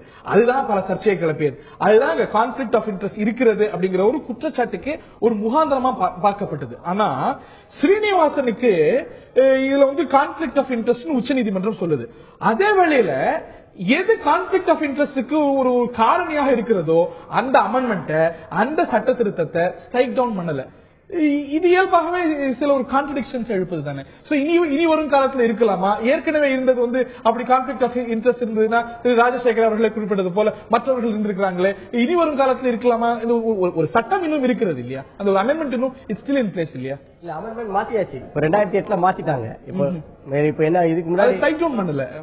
இப்ப 2008ல என்ன இருந்ததுன்னா, எந்த ஒரு ஆபீஸ் பேரரும் கமர்ஷியல் இன்ட்ரெஸ்ட் இருக்கக்கூடாது பிசிசிஐல இருந்தது. இப்ப 2008ல ஐபிஎல் தொடங்கியதுக்கு பிறகு திரு ஏசி முத்தையா கேஸ் போட்ட பிறகு இவங்க இந்த இதை அமெண்ட்மெண்ட் கொண்டு வராங்க. கமர்ஷியல் இன்ட்ரெஸ்ட் இருக்கலாம் ஐபிஎல் போன்ற போட்டிகளுக்கு, சாம்பியன்ஸ் லீக் போன்ற போட்டிகளுக்கு இருக்கலாம் கொண்டு வந்தாங்க. அந்த இதுதான் இப்ப கோர்ட் சொல்லிருக்காங்க. இது தவறு கிடையாதுன்னு தான் சொல்லிருக்காங்களே தவிர அந்த செக்ஷனை ஸ்ட்ரைக் அவுட் பண்ணல. அப்படின்னா போது ஸ்ரீனிவாசன் மட்டும்தான் இதுல விதிவிலக்கா அப்படிங்கிற ஒரு கேள்வி எழுது. திரு ஜவா, இதுல 2 விஷயங்கள் இருக்கு. அதாவது சென்னை சூப்பர் கிங்ஸ் பிசிசிஐயோட ப்ராப்பர்ட்டி, எல்லா அணிகளுமே பிசிசிஐயோட ப்ராப்பர்ட்டி. அவங்க பிரான்சைஸா தான் கொடுத்திருக்காங்க. வேண்டுமென்றால் அதை வித்ட்ரா பண்ணால், டெக்கான் கிரானிக்கல் மாதிரி வித்ட்ரா பண்ணினால் இது, ஆனா சென்னை சூப்பர் கிங்ஸ் இருக்கும், ஆனா அதே பேர் இருக்குமா என்பது, அதாவது சென்னை சூப்பர் கிங்ஸ் கலைக்கப்பட்டால் சென்னைக்கென்று ஒரு அணி இருக்கும், இதே ஆட்டக்காரர்கள் இருக்கக்கூடும், ஆனால் இதே பேரில் இருக்குமா என்பதுதான் சந்தேகம். ஆனால் இது ஒரு இமோஷனலி தலையில பூந்துட்ட ஒரு பேரு, அதனால அதை ரிட்டைன் பண்ணத்தான் அவங்க பார்ப்பாங்க. இதுல இன்னொரு விஷயம் என்ன சொன்னா, அந்த amendment supreme court it's not a bad லான்னு தான் சொல்லி, எக்ஸாக்ட்லி மோசமான. ஆனா அதே நேரத்தில் எல்லா சட்டங்களும் சுப்ரீம் கோர்ட்டின் ஆய்வுக்கு ரிவ்யூ எது பேட் லா இல்லை என்று சொல்லப்படுதோ அதே பேட் லா இல்லாத அந்த ஒரு பேட் லா இல்லன்னா குட் லா, அந்த அடிப்படையில் தானே ஸ்ரீனிவாசன் இல்ல 2 பதவிகள். நீங்க பேட் லா இல்லாத குட் லான்னு நீங்க டிசைட் பண்ணக்கூடாது. ஏன்னா அப்படின்னா அவங்க குட் லான்னு சொல்லிட்டு போயிருவாங்க. அவங்க it's not a bad law. இல்ல இட்ஸ் நாட் அ பேட் லான்னு சொல்லிட்டு ஒரு வாழ் வருது. என்ன வருது? It is subject to review by the supreme court. அப்போ நாளைக்கே சுப்ரீம் கோர்ட் அதை ரிவ்யூ பண்ணலாம். இதுவுமே strike down. It is not a bad law. அந்த பேட் லாவா இல்லாத ஒரு லா அடிப்படையில ஸ்ரீனிவாசன் அந்த ஒரு 2 இடத்துலயும் இருந்தார் அப்படிங்கும்போது அது அந்த அளவுக்கு ஒரு பெரிய இப்ப அவரை நிரபராதின்னு சொன்னாலும் கூட அடுத்து போட்டி போட முடியாதுன்னு சொல்லிட்டாரு. இப்ப தென் பிராந்தியத்துடைய பிரதமர், தென் பிராந்திய தலைவராக இருந்து அவர் பிசிசி பிரசிடண்ட் ஆயிருக்காரு. அடுத்து அந்த முறை கிழக்கு மாகாணத்துல 4 மாநிலங்கள் சீனிவாசனை ஆதரித்தன. 2 ஓட்டு ஜெகமோகன் டாலியா வச்சிருக்கிறாரு. அவரையும் கூட ஒரு பெரிய மத்திய அமைச்சர் கலந்து கொண்டு இதை நீ விட்டுக் கொடு, அடுத்த முறை தலைவராகலாம் என்ற ஒரு பேரத்தின் அடிப்படையில் தான் 2 இதை விட்டுக் கொடுக்க கிழக்கு பிராந்தியத்திலிருந்து வேறு யாரும் போட்டிவிட முடியாமல் சீனிவாசன் மாத்திரம் ஏகமனதாக ஜெயிக்கக்கூடிய ஒரு வாய்ப்பு வந்திருக்கிறது. ஆனால் நீ பிசிசி பிரசிடண்டா இருக்க முடியாது என்று சொல்லும் போது அது அடிபட்டு போகுது. இன் ஃபியூச்சர் அவர் இருக்கிறதுக்கான ஸ்கோப் இருக்கு.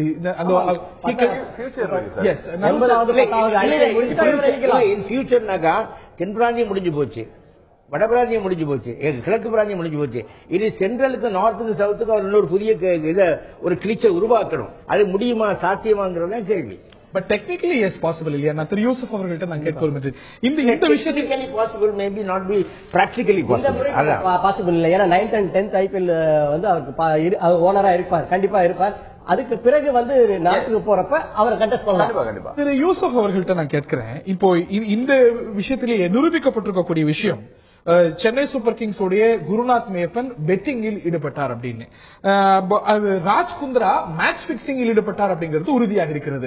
ஆனா இதுல ஸ்ரீனிவாசன் எதிர்க்கிறவங்க இல்ல மற்ற பலர் சொல்வது என்னன்னா 2 அணிகளையும் தடை செய்யணும் அப்படின்னு. சோ இந்த ஒரு குற்றம் அப்படின்னு பார்த்தாலும் கூட அந்த குவாண்டம் இஸ் டிஃபரண்ட். இங்க ஸ்ரீனிவாசனுடைய மருமகன் குருநாத் மேப்பன் ஈடுபட்டிருப்பது அப்படிங்கிறது வெறும் பெட்டிங்ல. Match fixing is even a worse thing. அப்படிங்கும்போது ஒரே குவாண்டம்ல 2 அணிகளையும் தடை செய்யணும், 2த்தையும் தடை செய்யணும் அப்படிங்கிற ஒரு கோரிக்கை நியமம். அது பப்ளிக் டிமாண்ட் படி பப்ளிக் அவங்களுடைய request public they can, it's a democratic country, anybody can come and they can speak. அவங்க பேசலாம். பட் விஷயம் என்னன்னா judgement totally it is with the Supreme Court. Supreme court என்ன சொல்லி இருக்காங்க? Okay, this is the thing, இதுதான் நடந்திருக்கு அப்படின்றத சொல்லிருக்காங்களே தவிர they have taken some time. Literally ஒரு டைம் லிமிட் அவங்க ஃப்ரேம் பண்ணிருக்காங்க. அந்த டைம் லிமிட் ஃப்ரேம் பண்ணும்போது it is for the individuals. அவங்க இண்டிவிஜுவல்ஸா இது பண்றாங்க. டோட்டல் டீம்ஸுக்கு they said like okay என்னன்ற உறுதி அது ஒரு 6 மாசத்துக்கு பிறகுதான் அவங்க சொல்லுவாங்க. 6 மாசமோ 6 வாரங்களோ அதுக்கப்புறம் தான் அவங்க எதுவா இருந்தாலும் கூற வரும்போது. இல்ல, அதாவது நம்ம Chennai super kings owned by mister Srinivasan and company, right? ஆனால் ராஜஸ்தான் ராயல் 11% தான் ராஜ் குந்த்ராவுக்கு, 89% வைத்திருப்பவர்கள் வேறு இவர் செய்த குற்றத்திற்காக அந்த அணியை தூக்கி வெளியில் போடுவது எந்த அளவுக்கு நியாயம் என்கிற கேள்வி வரும். ஆகவே அவர்கள் நிச்சயமாக நீதிமன்ற கதவை தட்டவே செய்வார்கள். விஷயம் எடுத்துக்கிட்டு சென்னை சூப்பர் கிங்ஸ்ல எடுத்துக்கிட்டாலும் கூட குருநாத் மேப்பனுடைய பங்கு சிறிது. மீதி பலர் ஏன் தண்டிக்கப்படணும்? சென்னை சூப்பர் கிங்ஸ் தண்டிக்கப்படலாம், ராஜஸ்தான் அதே காரணத்துக்காக அவர்கள் நீதிமன்ற படியை மிதிப்பார்கள் என்று சொல்லுகிறேன் நான். கண்டிப்பா சார், நீங்க சொல்றதை எடுத்துக்க முடியாது. ஏன்னா அப்படி பாத்தீங்கன்னா சென்னை சூப்பர் கிங்ஸ்ல ஷேர் என் சீனிவாசனோட ஷேரும் எவ்வளவு பர்சன்டேஜ் இருந்தாலும் தண்டனை ஒன்னாதான் இருக்கும். ஏன்னா அவர் ஓனர். இப்போ ராஜஸ்தான் ராயல்ஸை பொறுத்த ராஜஸ்தான் ராயல் யார் டீம்னு கேட்டா எல்லாரும் என்ன சொல்லுவாங்க? ஷில்பா ஷெட்டி கணவரும் தான் சொல்லுவாங்க தவிர மத்த ஓனர் யாரு 89% யாருக்கு ஐபிஎல் அமெண்ட்மெண்ட் படி அவங்க வச்சிருக்க பேப்பர்ஸ்ல it has set like nobody can get involved, any working member.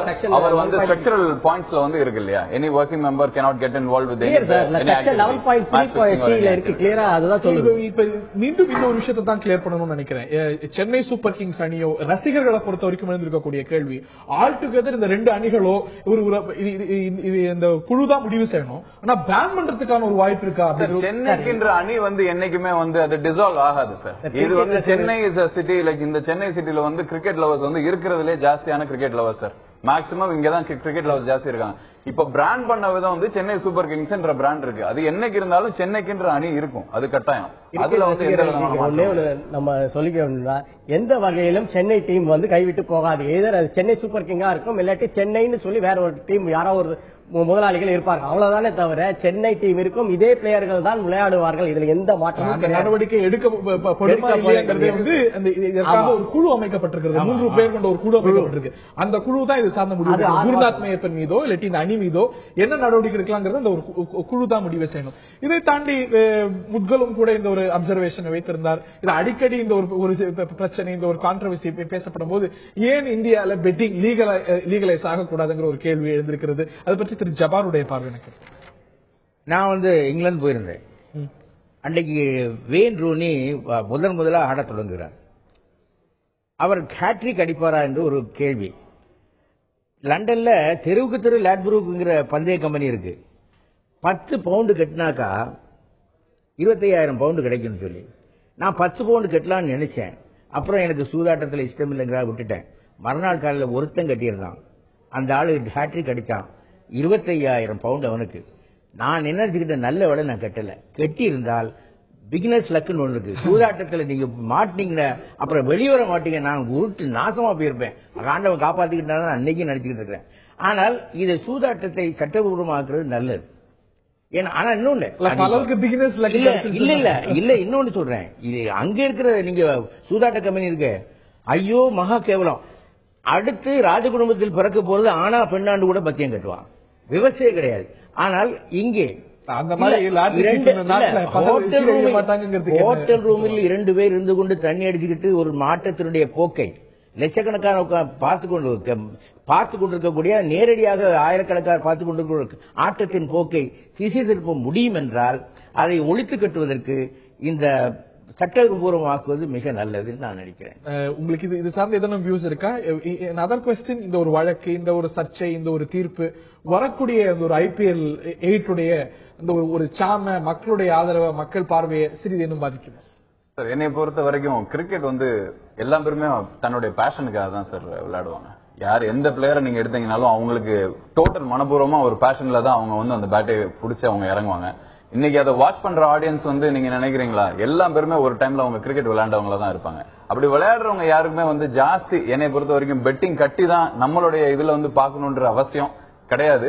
நம்மளுடைய பேஷனுக்காக தான் பாக்குறவங்க ஜாஸ்தி இருப்பாங்க. இப்ப பெட்டிங் சர்ச்சை, இந்த சர்ச்சை எழும்பும் போது அதை லீகலைஸ் ஆகணுமா அப்படின்றது literally depends on the supreme court and things. ஏன்னா that will change the culture. That will change the culture of the game. இன்னொரு கேள்வியும் கேட்டிருந்தேன். இந்த வரக்கூடிய இந்த IPL உடைய ஒரு சாம இந்த ஒரு சர்ச்சைகள் சிறிதனும் பாதிக்கும் கண்டிப்பா குறைக்காது.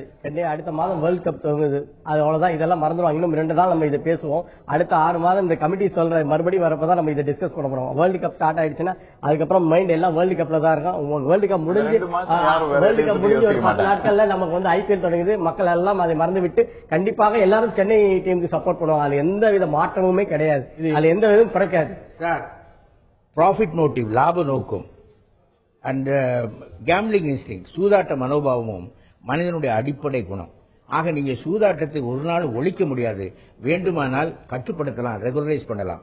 அதுக்கு இந்த லைசன்ஸ் முறை, அதாவது சட்டபூர்வமாக்குவது ஒரு வழி என்று நான் நினைக்கிறேன்.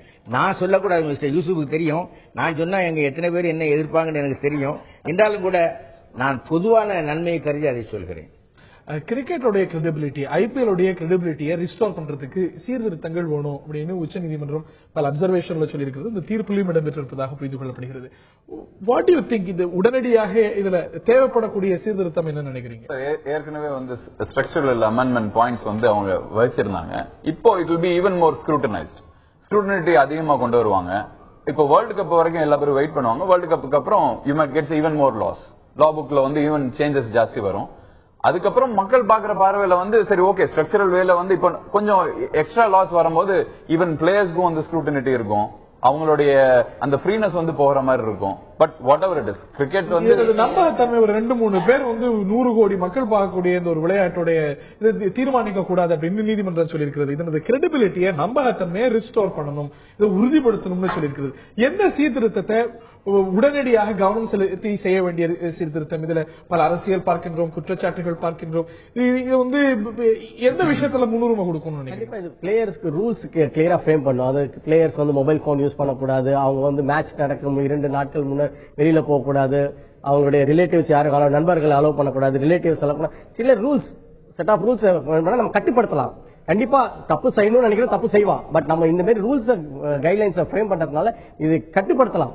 பட் நீங்க பண்ணணும்னு நினைச்சாங்கன்னா கண்டிப்பா நடக்கலாம். பெட்டிங் இன்னைக்கும் நடந்து கொண்டுதான் இருக்கிறது. அது இங்க நடக்கல, வெளியில நடந்துட்டு தான் இருக்கு. இப்ப இங்க உள்ள நடக்கிறதுனால தான் ப்ராப்ளம். நீங்க சொன்ன மாதிரி 10 லட்சம் பேர் பார்த்துட்டு இருக்காங்க, அதை 2 பேர் தீர்மானிக்கிறாங்க. அந்த இதுக்காக நம்ம இந்த கைட்லைன்ஸ் கொண்டு வந்தா கண்டிப்பா இதை நம்ம கட்டுப்படுத்தலாம். இல்ல இந்த ஒரு வழக்கிலையும் கூட பெரிய அளவுக்கு இது ஒரு மாபெரும் குற்றம் நடந்திருக்கிறது அப்படிங்கறதுதான் குற்றச்சாட்டு. ஆனாலும் கூட அப்படியே இது இன்னைக்கு குருநாத் மையப்பன் பெட்டிங்ல ஈடுபட்டார், இல்ல ராஜ்குந்திரா மேட்ச் பிக்சிங்லயும் ஈடுபட்டார் அப்படின்னாலும் கூட நம்முடைய தண்டனை சட்டம் படி பார்க்கும்பொழுது பெட்டிங்க்கு ஒரு சில மாதங்கள் சிறை, அதே போல 200 ரூபாய் தான் அபராதம் நினைக்கிறேன். இது was this controversy blown out of proportion நினைக்கிறீங்க சார்? இது மேஜரா எதனால இந்த கான்ட்ரோவர்சிஸ் ஹெவி ஆகுதுன்னா, ஒரே ஒரு வேர்டு கிரிக்கெட்னாலதான் இந்த கான்ட்ரோவர்சிஸோட ப்ளோ அப் ஆகுது. ஏன்னா நீங்க பாத்தீங்கன்னா இப்போ ஒரு டர்ஃப் கிளப்ஸ்லயோ இப்போ ஹார்ஸ் ரேசிங்லயோ அது டே டு டே போயிட்டு தான் இருக்கு. கிரிக்கெட் தான் இந்தியாவுக்கு மேஜரான கேமா இருக்கிறனால எல்லா பேருமே இதை டார்கெட் பண்ணி இப்ப பேசினாதான் அவங்களுடைய டிஆர்பிஸ் எஃப்சிடிஸ் ப்ளோ அப் ஆனுன்றதுனால தே கிரியேட்டிங் சம் பஸ் அரவுண்ட். எல்லாமே கிரிக்கெட் ரசிகர்கள், முதுகல் கமிட்டி ப்ரோ பண்ண முதுகலும் கிரிக்கெட் ரசிகர் எல்லாருமே ஏமாற்றப்படுகிறோம் ஒரு மனவேதனை தான். அதனாலதான் எல்லாரும் இவ்வளவு தூரம் அதை கிளீன் பண்ணணும் சொல்லி இன்வால்வ் ஆகி பண்ணிட்டு இருக்காங்க. இட்ஸ் நாட் நீங்க நினைக்கிற மாதிரி கிடையாது. இது கிரிக்கெட் ஒவ்வொருத்தரும் இதை கிளீன் பண்ணி நல்ல மேட்சை பார்க்கணும், நல்ல ஒரு என்டர்டைன்மெண்ட்டை ரசிக்கணும். ஏதோ நம்பகத்தன்மை இங்க கெட்டு போயிருக்கு அப்படின்னா இந்த ரசிகர்களுடைய வருகை குறைஞ்சிருக்கணும். 2013 நடந்திருக்குது. துளியனும் குறைஞ்சதா? மக்களுடைய ஆர்வம் குறைஞ்சதா? இல்லையே. இல்ல இப்ப ஒரு அப்படிங்கும் போது இந்த ஒரு controversy was it blown out of ப்ரொபோர்ஷன்ங்கிற கேள்வி இல்லை. கான்ட்ரோவர்சி கண்டிப்பாக இதை பொறுத்த வரைக்கும் எனக்கு தெரிஞ்சு ப்ளோன் அவுட்ன்றதுக்கு மக்கள் குறைவாறதுக்கு சான்ஸ் கிடையாது சார். எப்படி இருந்தாலும் இப்போ அடுத்த சீர்திருத்தம் இன்னும் கொஞ்சம் நல்ல பாயிண்ட்ஸ் இதாகி கொஞ்சம் ஸ்க்ரூட்டினிட்டி ஆயிருச்சுன்னா எல்லாத்துக்கும் சந்தோஷம் தான். ஒரு ஃபேர் பிளே நடந்துச்சுன்னா எல்லாரும் இறுதி கருத்து. ஒரு ஆணும் பெண்ணு ஒரு சோத்துக்கிட்ட பேசிட்டு இருந்தாங்க. முதலா பார்த்து சொன்னா ரொம்ப அந்நியமா பேசிக்கிட்டு இருக்காங்க. இன்னொரு சொன்னா கிசுகிசுன்னு பேசிக்கிறாங்க. இன்னொரு சொன்னா காதல் நினைக்கிறேன் கட்டிப்பிடிச்சு பேசுறான்னு சொன்னா. இவ்வளவு சொல்லிட்டு இருக்கும்போது கடைசியில பார்த்தா அவங்க அண்ணன் தங்கச்சி. ஏன் இந்த மீடியாவோட இதே நீங்க சொன்ன மாதிரி ப்ளோ அவுட் பண்றதுதான் இது. ஏன்னா மீடியாவுக்கு மட்டும் இல்ல நீங்களும் மீடியா அதை சொல்றதுல நான் வைக்கப்படல. ஆனால் இந்த சென்சேஷன் மோங்கரிங் ஒரு வார்த்தை இருக்கு பாத்தீங்களா, அது எல்லாரும் உங்களை விட நான் முந்தி சொல்லணும், உங்களை விட நான் விசேஷமா சொல்லணும், உங்களை விட நான் எல்லாத்தையும் ஈர்க்கிற மாதிரி சொல்லணுங்கிறதான். வெறும் பேப்பரை வித்தா 8 ரூபா, அச்சடிச்சு வித்தா 10 ரூபா, ஆபாச படங்கள் போட்டு வித்தா 15 ரூபா, கிசு கதைகள் 20 ரூபா. எதை செய்வீங்க நீங்க? ஆக இட்ஸ் எ பிசினஸ். இது மொராலிட்டி கீராலிட்டி எல்லாம் 2ஆம் பட்சம். இந்த விவகாரமோ எந்த விவகாரமோ we have been completely responsible அப்படிங்கறத நீங்களும் நேர்கள் எல்லாருமே ஏற்பீங்கன்னு நினைக்கிறேன். இந்த விவகாரத்துல சென்னை சூப்பர் கிங்ஸ் ராஜஸ்தான் அணி 2 அணிகளுடைய எதிர்காலம் குறித்து தான் கேள்வி. இதன் மீது என்ன நடவடிக்கை எடுக்கலாம் என்பதை ஆராய்வதற்கு ஒரு குழு அமைக்கப்பட்டிருக்கிறது. நேர்களுடைய பார்வை என்ன? சென்னை ராஜஸ்தான் அணிகள் மீது நடவடிக்கை, நேர்களுடைய பார்வை.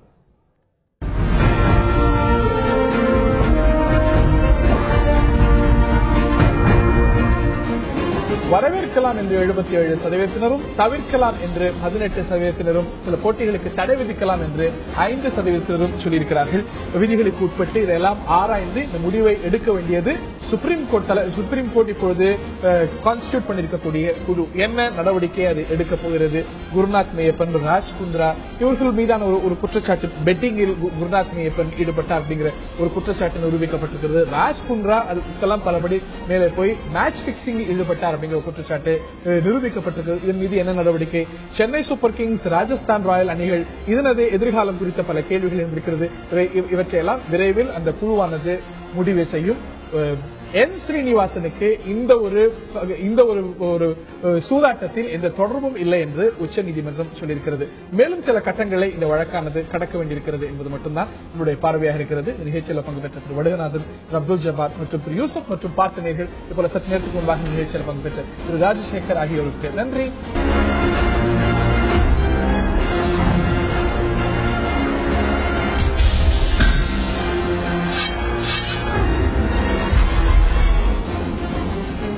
ஆயுதெழுத்து நீட்சிக்கு அன்போடு வரவேற்கின்றோம்.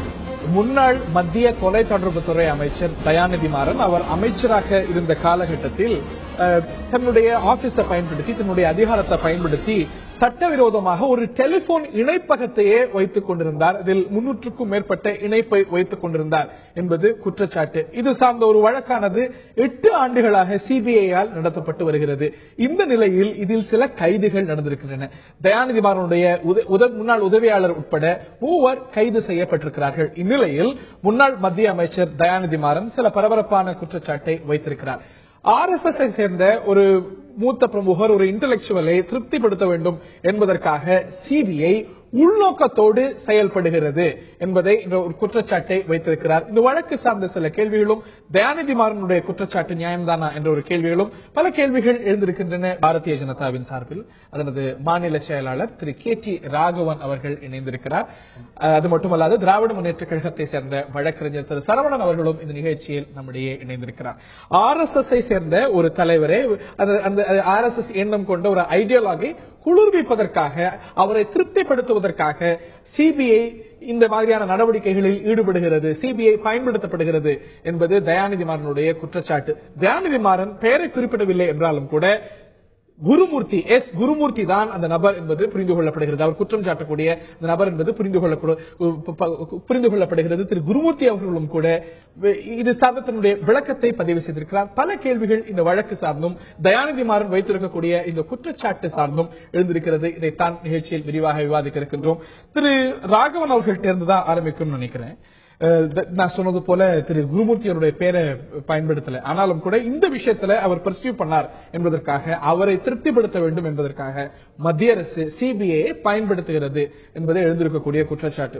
தொடர்ந்து சிபிஐ மிஸ்யூஸ் செய்யப்படுகிறதுங்கிற பல குற்றச்சாட்டுகள்ல அந்த வரிசையில இந்த குற்றச்சாட்டும் சேர்க்கிறது. அதாவதுங்க, இந்த வழக்கு போட்டது சிபிஐ சியோமோட்டோவா யூபிஏ கவர்மெண்ட் இருக்கும் பொழுது தொடரப்பட்டது. இன்ஃபேக்ட் அதுக்கப்புறம் அந்த வழக்கு அந்த செக்ரட்டரிக்கு வந்து டெலிகாம் செக்ரட்டரிக்கு இதை பற்றி கூட ஒரு கடிதம் எழுதியிருக்கிறது. ஆனால் இதையெல்லாம் கடந்த காலத்தில் இருக்கிற அமைச்சர்களோ பிரதமரோ இதை ஒண்ணுமே நடவடிக்கை எடுக்கல என்பதற்காகத்தான் 2012 மரியாதைக்குரிய திரு குருமூர்த்தி வழக்கு தொடர்கிறார் சுப்ரீம் கோர்ட்ல. அதெல்லாம் நடந்ததெல்லாம் யூபி அரசாங்கத்துல. சிபிஐ சியோமோட்டோவா எடுத்து கேஸ் எடுத்தது அன்றைக்கு யூபி அரசாங்கம் இருக்கும் பொழுது. மரியாதைக்குரிய திரு குருமூர்த்தி அவர்கள் இதை குறித்து கட்டுரைகள் எல்லாம் எழுதும் பொழுது அப்பவே நீங்க வேணும்னா டிஃபமேஷன் கேஸ் போடுங்க, மான நஷ்ட வழக்கு தொடருங்கள் என்று சேலஞ்ச் பண்ணார். இன்னைக்கு அவருக்கு திரு தயாநிதி மாறனுக்கு அச்சத்தின் காரணமாகத்தான் திரு குருமூர்த்தி அவருடைய பெயரை தைரியமாக சொல்வதற்கு அவருக்கு தைரியம் இல்ல, சொல்வதற்கு தைரியம் இல்ல. இல்ல நாகரிகம்ங்கிறது இல்லங்க. நீங்க போட்டு இதை சொன்ன குருமூர்த்தி அவருடைய பெயரையோ RSS ஆரம்பிக்கும் பொழுது நாங்க டிஃபமேஷன் கேஸ் போட்டாலும் சரி, அவருக்கு இது அதாவது குருமூர்த்தி இதுக்கு காரணம்னா அவர் பேர்ல வழக்கு தொடர்ந்து அவர் ஏற்கனவே சேலஞ்ச் பண்ணி எடுத்துக்க வேண்டியது தானே. இன்றைக்கு ஒரு மத்திய அரசு ஒரு அமைச்சர் எந்த அளவுக்கு மிஸ்யூஸ் பண்ணிருக்கிறாருன்னு பாத்தீங்கன்னா 323 லைன், கிட்டத்தட்ட 450 கோடிகளுக்கு மேல ஒரு தொலைக்காட்சிக்கு, தான் சார்ந்த குடும்பத்தை சார்ந்த ஒரு தொலைக்காட்சிக்கு அரசாங்கத்தினுடைய அந்த சலுகை மூலமாக பயன்படுத்திருக்கிறார்னா அது நடவடிக்கை எடுத்துதான் ஆகணும். அந்த குற்றச்சாட்டு எந்த அடிப்படையில் திரு தயாநிதி மாறன் சொல்றாருன்னா, இந்த வழக்கானது 2007 நடந்துட்டு இருக்கு. நீங்க சொன்னது போல எஃப்ஐஆர் பதிவு செய்த காலம் யூபி ஆட்சி காலத்திலும் கூட சில நகர்வுகள் இந்த வழக்கில் நடந்திருக்கு.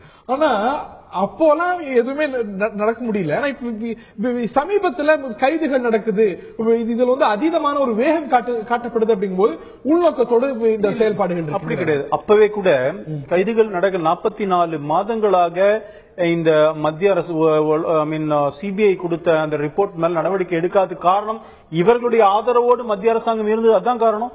இப்போ சிபிஐ அன்றைக்கு வழக்கு தொடர்ந்ததுக்கு என்டிஏ காரணமா இல்லையே, RSS காரணமா இல்லையே.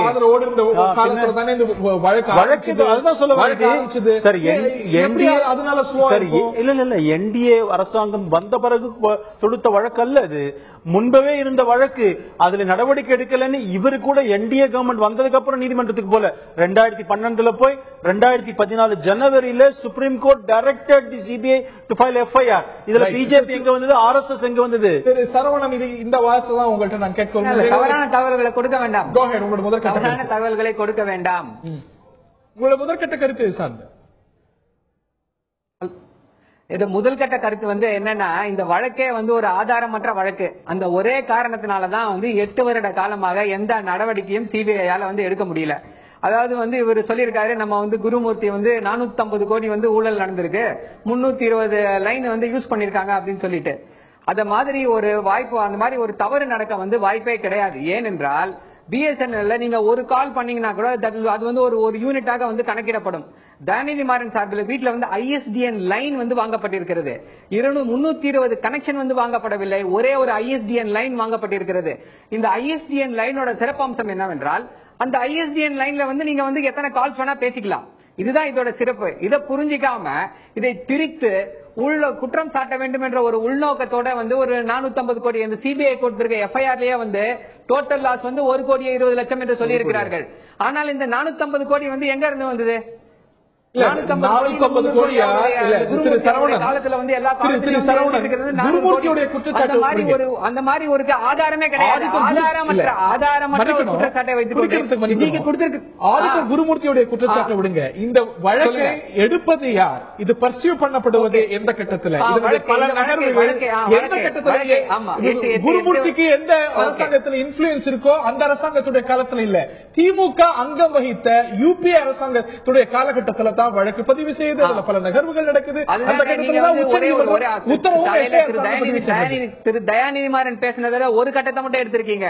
யூபிஏல வந்து இந்த வழக்கு எதனால வந்தது அப்படின்றதுக்கு வந்து அவர் சொல்லிட்டாரு. அப்போ அதுல இருந்த ஒரு இன்டெலெக்சுவலும் அவரோட பையனும் தான் இதுக்கு காரணம். அவர்கள் வந்து திமுக காழ்ப்புணர்ச்சி தான் இந்த வழக்கு போடப்படுறதுக்கு காரணம். அதை சொல்லிட்டாருங்க. நீங்க அவருடைய பேட்டியை சரியா படிங்க. பேட்டியை சரியா படிச்சுட்டு அதுக்கப்புறமா உங்க கருத்தை சொல்லுங்க. அவர் குருமூர்த்தி மீது மட்டுமே குற்றம் சாட்டப்படவில்லை. திரு தயாநிதி மாறன் வந்து குருமூர்த்தி மீது மட்டும் குற்றம் சாட்டப்படவில்லை. இந்த வழக்கு வருவதற்கு காரணம் திரு ப. சிதம்பரம் என்று ஓப்பனாக குற்றம் சாட்டியிருக்கிறார். அந்த வழக்கு அதோடு முடிந்து விட்டது. அதுக்கப்புறமா வந்து குருமூர்த்தி அவர் வந்து அவர் சார்ந்த ஒரு ஊடகத்துறை, இதாவது இந்த சன் டிவி, தினகரன் அந்த ஊடகத்தை வந்து முடக்க வேண்டும். சார், திரு குருமூர்த்தி அவர்கள் சேலஞ்ச் பண்ணாரு, கேஸ் போடுங்களா? அவர் தப்பா எழுதுறாரு, தப்பா எழுதுறாரு, அவர் பேர்ல கேஸ் போடுங்க. சேலஞ்ச் பண்றாரு, கேஸ் போட வேண்டியதானே சார்? அவரு சரி என்ன கேஸ் எதுக்குங்க நாங்க போடணும்? அவர் என்னதே எழுதிட்டு பொய்யான குற்றச்சாட்டு பேசுகிறீர்கள். பொய்யான குற்றச்சாட்டு நாங்க நீதிமன்றத்தில் நிரூபிப்போம். பொய்யான குற்றச்சாட்டு நாங்க நீதிமன்றத்தில் நிரூபிப்போம். அதாவது 1 கோடி சிபிஐ வழக்கே வந்து இவங்க வந்து 1 கோடி ரூபாய் லாஸ்ன்றாங்க. ஆனா இவங்க வந்து அதை 300 கோடின்னு சொல்லிட்டு ஊடகங்கள் மூலமா வந்து 300 கோடி 300 லைன் வாங்கிட்டாங்க அப்படின்னு சொல்லி ஒரு பொய் பிரச்சாரத்தை வந்து எதிர்நோக்கி செஞ்சுட்டு இருக்காங்க. இதுதான் இதுல வந்து முக்கியமான கருத்து. ஒரு காலையில திரு தயாநிதி மாறன் சொன்னாரு, நான் தவறு செய்ததால் என்னை கைது செய்ய வேண்டியது தானே என்று சிபிஐ பார்த்து கேட்கிறார். சிபிஐ ஆதாரம் இல்லாத ஒரு குற்றச்சாட்டை எடுத்து வைத்துக் கொண்டு ஒரு வீட்டுல வேலை செய்யற வந்து எலக்ட்ரிஷியன், தோட்டம் பெறுகிறவன், குப்பை கூட்டுறவன் எல்லாரையும் சிபிஐ அரெஸ்ட் பண்ணி அவருக்கு அகைன்ஸ்டா சாட்சி சொல்லு, இவருக்கு அகைன்ஸ்டா சாட்சி சொல்லுன்னு சொல்லிட்டு இருக்கிறான். இதுல இருந்தே தெரியவில்லையா இது வந்து ஒரு பொய்யான குற்றச்சாட்டு என்று? மேலும் பல கேள்விகள் அவர் அரெஸ்ட் பண்ண வேண்டியதுதானே? மேலும் நான் திரு ராகவன் அவர்கள் கேட்கிறேன். திரு தயாநிதி மாறன் இந்த பத்திரிகையாளர் சந்திப்புல ஒரு முக்கியமான கேள்வி எழுப்புறேன். எப்படி டெக்னிக்கலா பாசிபிள் ஒரு எதையுமே ஒரு 300 இணைப்பு அப்படிங்கறதோ இல்லன்னா ஒரு தொலைபேசி இணைப்பகம் அப்படிங்கறதோ இருக்கிறதுக்கான வாய்ப்பு எப்படி இருக்க முடியும்? எந்த இணைப்பு சார்ந்த ஒரு குற்றச்சாட்டு இருக்கிறதோ அந்த இணைப்பு இன்னமும் இருக்கிறது அப்படிங்கிறாங்க. How is it even technically possible? 2 இணைப்பை பத்தி இதை பத்தி ஆர்டிஐல கேள்வி கேட்கும் பொழுது சீஃப் ஜெனரல் அங்கேருந்து ஒரு ஆர்டிஐல டெலிகம்யூனிகேஷன் சொல்லும் பொழுது சொல்றாங்க அவர்கிட்ட இருந்தது 24371500 தான். இந்த நம்பரை பத்தி சொல்லவே இல்லை. இப்போ பிரச்சனைக்குரிய விவாதத்துக்குரிய அந்த இணைப்பை பத்தி சொல்லல முதல்ல. இப்பொழுது அந்த அதாவது கேபிள் 3.4 கிலோமீட்டர் வரைக்கும் போட் கிளப் அவருடைய வீட்டிலிருந்து சன் டிவிக்கு 3.5 கிலோமீட்டருக்கு கேபிள் பதித்து இதை பயன்படுத்தி இருக்கிறார்கள். 323 லைன்ஸ் பயன்படுத்தி இருக்காங்க. இது ஒண்ணுங்க சாதாரண டெலிபோன் கிடையாது. இந்த லைனே ISDN integrated service for digital network அப்படின்னு சொல்லுது. அதாவது சேட்டலைட் என்டைட்டில்மெண்ட் எவ்வளவு சார்? இந்த மாதிரியா ஒரு மாசத்துல அதாவது 48,72,27 யூனிட் மார்ச் 2007 பயன்படுத்தி இருக்கிறாங்க ஒரே மாதத்துல. இது வந்து இந்த இருக்கு ISDN லைனுங்கிறது என்னன்னா ரொம்ப மாடர்ன். அது வந்து சேட்டலைட் தோட அதிகமா ஸ்பீட் போற ஒரு ஃபெசிலிட்டி அவர் வச்சிருந்தாரு. இன்றைக்கு நான் என்ன சொல்றேன், இவ்வளவு எல்லாம் பண்ணிட்டு ஒரு அவருக்கு இருக்கிற ஆஸ் எம்பி கொடுத்திருக்காங்க பாருங்க, ஒரு நம்பர் இருந்தது பாருங்க, அதுல அவரு 1/3 தான் பயன்படுத்தி இருக்கிறாரு. அவர் கிட்டத்தட்ட 4.5 லட்சம் ஏதோ பயன்படுத்தலாம், 1/3 தான் பயன்படுத்திருக்காங்க அந்த லைன். ஆனா இந்த லைன் ஒரே மாதத்திலேயே 48 லட்சம் யூனிட் பயன்படுத்தப்பட்டிருக்கிறது என்று சொன்னால் எதற்காக? ஒரு வீட்டில் இருக்கிற பாராளுமன்ற உறுப்பினர் அமைச்சர் என்னங்க அதுக்கு எது இருக்கு? அந்த கேபிள் நெட்வொர்க் இங்க அங்க போகுதே, சன் டிவிக்கு போகுதே, 3.4 கிலோமீட்டர்ஸ் லே பண்ணிருக்காங்களே மெயின் ரோட்ல. இன்னைக்கு வந்து கேபிள்ஸ் இருக்கு அங்கே. நான் என்ன சொல்றேன், உங்களுக்கு இல்லை என்று சொன்னால் இதெல்லாம் வந்து இப்ப என்டிஏ கவர்மெண்ட் கொண்டு வரல, அப்ப சிபிஐ கொண்டு வந்து. என்னை பொறுத்தவரை இதுல தயாநிதி மாறனவர்களும் குற்றம், இதை பயன்படுத்தின சன் டிவியும் ப்ராசிக்யூட் பண்ண குற்றச்சாட்டுகள் நிரூபிக்கப்படல. திரு சரவணன், உங்களுடைய வாதம் இது சார்? அதுதான் ஏதோ பூனைக்குட்டி வெளியே வந்து விட்டது. அதாவது இவர் சொல்றாரு இல்லையா, ISDN வந்து அப்படியே ஏதோ சேட்டலைட் அது இதுன்னு ஏதோ ஒரு வினோதமான ஒரு டெக்னிக்கல் வார்த்தைகள் எல்லாம் சொல்லி திசை திருப்ப முயல்கிறார். ISDN கனெக்ஷன் வந்து யார் வேணா வாங்கலாங்க. உங்களுக்கு வேணும்னா நீங்க வாங்கிக்கலாம், எனக்கு வேணும்னா நான் வாங்கிக்கலாம். ISDN லைன் அப்ளை பண்ணி வாங்கிக்க வேண்டியதான். இவர் சொல்றாரு 48 லட்சம் யூனிட் யூஸ் பண்ணாங்கன்னு சொல்றாரு. அதுக்கு என்ன ஆதாரம்? குருமூர்த்தி எழுதினாருன்றதை தவிர எந்த ஆதாரமும் கிடையாது. சிபிஐ நோட் இருக்கு பாருங்க. சிபிஐயோட எஃப்ஐஆர்ல என்ன சொல்றாங்க? சிபிஐயோட எஃப்ஐஆர் இருக்கு சார், எஃப்ஐஆர் பேசுங்க சார், எஃப்ஐஆர் பத்தி பேசுங்க. எஃப்ஐஆர் தான் கோர்ட்ல இருக்கு. உங்களுக்கு 1000 டாக்குமெண்ட் சிபிஐல இருந்து கொடுத்திருப்பாங்க, எதையா பேசுங்க எதையா எழுதுங்கன்னு சொல்லிட்டு. எஃப்ஐஆர்ல இருக்கிறத பேசுங்க. எஃப்ஐஆர்ல என்ன சொல்றாங்க? 1,20,00,000 ரூபாய் வந்து இழப்புன்னு சொல்லியிருக்காங்க. தயாநிதி மாறனுடைய வாதம் இது வந்து மிகைப்படுத்தப்பட்ட இழப்பு. இந்த ISDN கனெக்ஷன் மற்ற PRI கனெக்ஷன் வந்து எனக்கு வந்து entitle.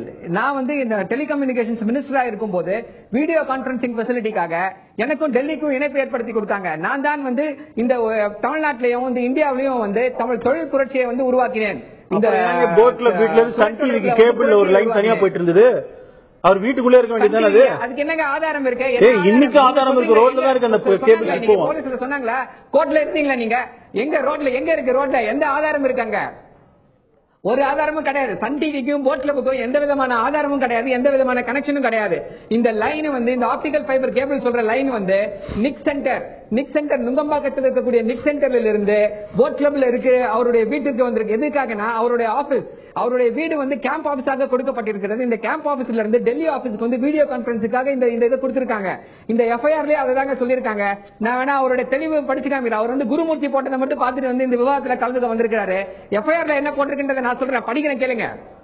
For OFC optical fiber cable laying from the then MOCIT residence at Gopalapuram to the nearest DMH residence of Boat Club to camp office and MOCIT residence at Boat Club Road to DMH.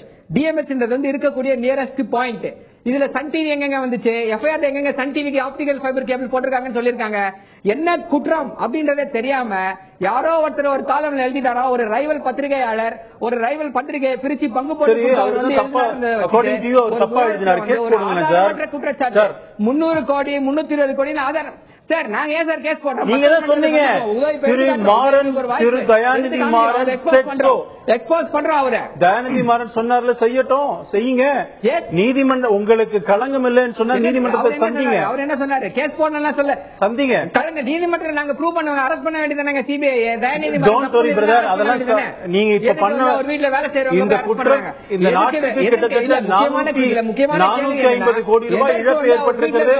நீங்க உங்களுடைய ஆசை நிறைவேற வந்து அவர் மேல வந்து ஒரு தவறான புகாரை வாங்கி அந்த புகாரை வச்சு அவரை கைது செய்ய வேண்டும். அவர் மேல எந்த விதமான ஆதாரமும் இல்லை. ஏதாவது ஏன் கைது செய்யவில்லை? ஏன் கைது செய்யவில்லை? நீங்க தானே இருக்கீங்க சிபிஐ. நீங்க சொல்றதை கேட்டுதானே நடக்கிறாங்க சிபிஐ. வெஸ்ட் பெங்கால்ல மம்தா பானர்ஜி கவர்மெண்ட் ஆட்சி படைக்கிறீங்க.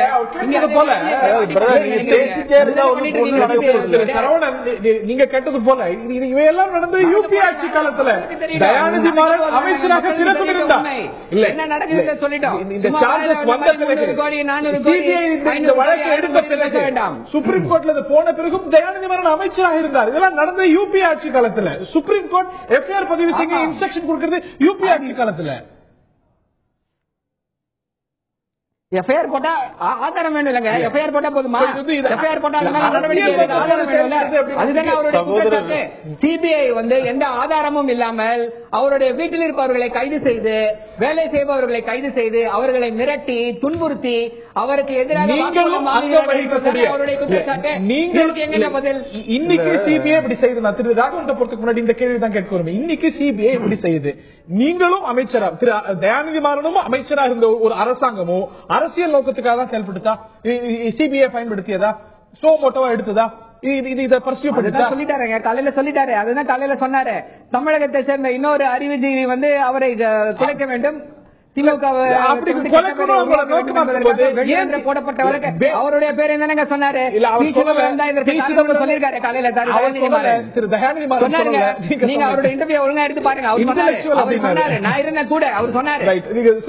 சொன்னாரா இல்லையாங்கிறத தாண்டி எல்லாருக்கும் தெரியும் அவரோட பையனா இருந்தாலும் அரசியல் நோக்கம் அங்க இருந்தது அப்படின்னா பிறகு ஏன் அந்த ஆட்சியில அங்கம் வச்சீங்க?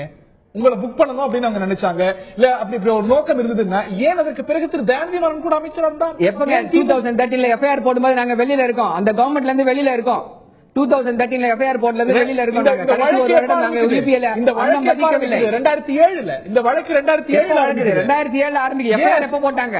இந்த வழக்கு பிரிலிமினரி என்கொயரி 2007 பண்ணி போட்டு விட்டார்கள். 2013 தான் எஃப்ஐஆர் போடுறாங்க. நோட்டீஸுக்கு போன பிறகுதான் எஃப்ஐஆர் வருது. இதை தாண்டி திரு தயாநிதி மாறன் இன்னொரு முக்கியமான கேள்வியை எழுப்புகிறார். எஃப்ஐஆர் போட்டுங்க, சரி எஃப்ஐஆர் போட்டுட்டோம். எஃப்ஐஆர் போட்டுட்டோம். 2013 இருந்து 2015 வரைக்கும் ஏன் நடவடிக்கை எடுக்கல? நீங்களே கூட குறிப்பிட்டீங்க இவ்வளவு லட்சத்தை பயன்படுத்துவாங்களா, இவ்வளவு ஒரு கோடி எக்ஸ்ட்ராக்கு இழப்பு அப்படின்னு. இப்போ ஒரு அமைச்சருக்கு இருக்கக்கூடிய இல்ல எம்பிக்கு இருக்கக்கூடிய என்டைட்டில்மென்ட் இந்த அளவுக்கு இருக்கும், இந்த ஐஎஸ்டி இவ்வளவு பயன்படுத்தி இருக்காங்க அப்படின்னு நீங்க கேக்குறீங்க. இந்த மாதிரி அதிகமாக என்டைட்டில்மெண்டோட பயன்படுத்திய அமைச்சர்கள் அதிகம். திரு தயாநிதி குறிப்பிட்டது போல ரேணுகா சௌத்ரி மிக அதிகமாக பயன்படுத்தினா அப்படிங்கும்போது அவர்கிட்ட ஏதாவது ஒரு சிவில் டிஸ்பியூட் ஆகிறது, அந்த ஒரு தொகை வாங்கப்பட்டது. அதை போல பண்ணாம தயாநிதி மாறன் குறிவைக்கப்படுகிறார் என்னும்பொழுது அரசியல் இருக்கிறது. பாருங்க, ஒரு விஷயம் புரிஞ்சுக்கோங்க. நான் கூட சென்ட்ரல் கவர்மெண்ட் வழக்கறிஞராக இருக்கும் பொழுது எனக்கு டெலிபோன் என்டைட்டில்மெண்ட் உண்டு. இவ்வளவு ஒரு 1500 கால்ஸ் சம்திங் ஏதோ பேசலாம், அதுக்கு மேல நான் பணம் கட்டணும், அவ்வளவுதான். எனக்கு அதே மாதிரி இவருக்கு அமைச்சருக்கு இத்தனை யூனிட்ஸ் பேசலாம் இருக்கு, எல்லா அமைச்சருக்கு எம்பிக்கெல்லாம் இருக்கு, யாரும் அது மறுக்கல. அதற்கு மேலே பேசும்பொழுது இவர்கள் கட்ட வேண்டும். இங்க அப்படி இல்லைங்க. It has been used for commercial purpose. அவங்களுடைய சொந்த நிறுவனத்துக்கு பயன்படுத்துற அந்த சகோதரர் பேசும்பொழுது ஒரே கொதிக்கிறாரு. நீங்க என்ன பண்ணிட்டீங்க, எஃப்ஐஆர் பண்ணி அரெஸ்ட் பண்ணுங்கன்னு. 20 நிமிஷமா அவர் அரெஸ்ட் பண்ணுங்க கேட்கிறார். கவலைப்படாதீங்க, அதெல்லாம் நடக்கும். இந்த மாதிரி இந்த விஷயம் நடக்கும்போது நிச்சயமா அதெல்லாம் நடக்கத்தான் நடக்கும். நான் என்ன கேட்கிறேன், இப்ப சிபிஐ சியோமோட்டோ எடுக்க முடியும் சார். நான் கேட்கறது சிபிஐ சியோமோட்டோ தான் அந்த கேஸ் எடுத்தது. குருமூர்த்தி அவர்கள் போட்ட வழக்கு என்ன, இதுல நடவடிக்கை எடுக்கணும்னு அவர் போட்டார். இந்த கேஸ் பண்ணது முதல்ல இனிஷியேட் பண்ணது சிபிஐ. இதுக்கு அவரும் காரணம் இல்ல, பிஜேபி காரணம் இல்ல, என்டிஏ காரணம் இல்ல, ஆர்எஸ்எஸ். இந்த வழக்கு கையாண்டிருக்கிறது சிபிஐ. சிபிஐ ஒரு அட்டானமஸ் பாடி. ஒரு கைது செய்யப்படுவாங்க எந்த அடிப்படையில் சொல்றீங்க? நான் அப்படி சொல்லல. ரொம்ப ஆவேசமா பேசுறாரு. அவருடைய செக்ரட்டரிஸ் அரெஸ்ட் பண்றீங்க, முடிஞ்சா கைது பண்ணுங்கன்னா இது ஊர்ஜிதமாகும் என்று சொன்னால் அது நிச்சயமா வரணும். என்னை பொறுத்தவரை சந்தேகத்தை அரசியல் நோக்கத்துக்காக செய்யப்படுகிற சந்தேகத்தை ஊர்ஜிதப்படுத்தலையே ஒரு காலம் இல்ல. இதை பாருங்க, இதான் சொல்ல வர. அதே திரு மரியாதைக்குரிய திரு குருமூர்த்தியோட பேச்சிலே நானும் அந்த இன்டர்வியூ பார்த்தேன். அவர் என்டிஏ கவர்மெண்ட் மேலேயே வருத்தப்படுறாரு. 6 மாசம் எதுக்காக இவ்வளவு டிலே பண்ணுதுன்னு தெரியல அப்படின்னு சொன்னார். எங்களை பொறுத்தவரை சிபிஐ கிட்ட அந்த கேஸ் இருக்கு. CBI is an autonomous body. பண்ணட்டும். நீங்க சொல்வது போல குற்றமற்றவர் என்று சொன்னா வெளில வந்துட்டு போங்க, யார் வேணாங்கிற. ஆனால் பிரேமோ ஃபேசி டாக்குமெண்ட்ஸ் எவிடன்ஸ் எல்லாம் பார்க்கும்பொழுது எனக்கு தெரிந்து இது மிகப்பெரிய அநீதி. கிட்டத்தட்ட 450 கோடி ரூபாய் இந்த நாட்டிற்கு எந்த துறை அந்த துறையை போற்றி பாதுகாத்து அந்த 450 கோடி அப்படின்னு 2G ஒண்ணும் கிடையாது. சிம்பிள் கால்குலேஷன் தான். 48 லட்சம் சார். நீங்க 48 லட்சம் யூனிட் சரவணன் சொல்றது போல எஃப்ஐஆர் 450 கோடி இருக்கா? சிபிஐ சொல்லிருக்காங்க 450 கோடி. 48 லட்சத்தி 73,000 யூனிட்ஸ்னா அதுக்கு எவ்வளவு கால்குலேட் பண்ணீங்கன்னா இவ்வளவு வருதுன்னு சொல்றோம். நான் என்ன சொல்றேன், இது இல்லாம மாத்திரம் இல்லங்க, தினகரன் ஆபீஸ்க்கும் போயிருக்குது இந்த கேபிள்ஸ். இதுக்கு மாத்திரம் பயன்படுத்தல, தினகரன் பத்திரிகைக்கும் பயன்படுத்தி இருக்கிறாங்க. நான் என்ன கேட்கிறேன், எல்லாமே குற்றச்சாட்டுகள் நிரூபிக்கப்படணும். இது பயன்படுத்தி 300 இணைப்புகள் இருந்திருந்தா ஒண்ணு கணக்கு போடும்போது நான் என்ன சொல்றேன்,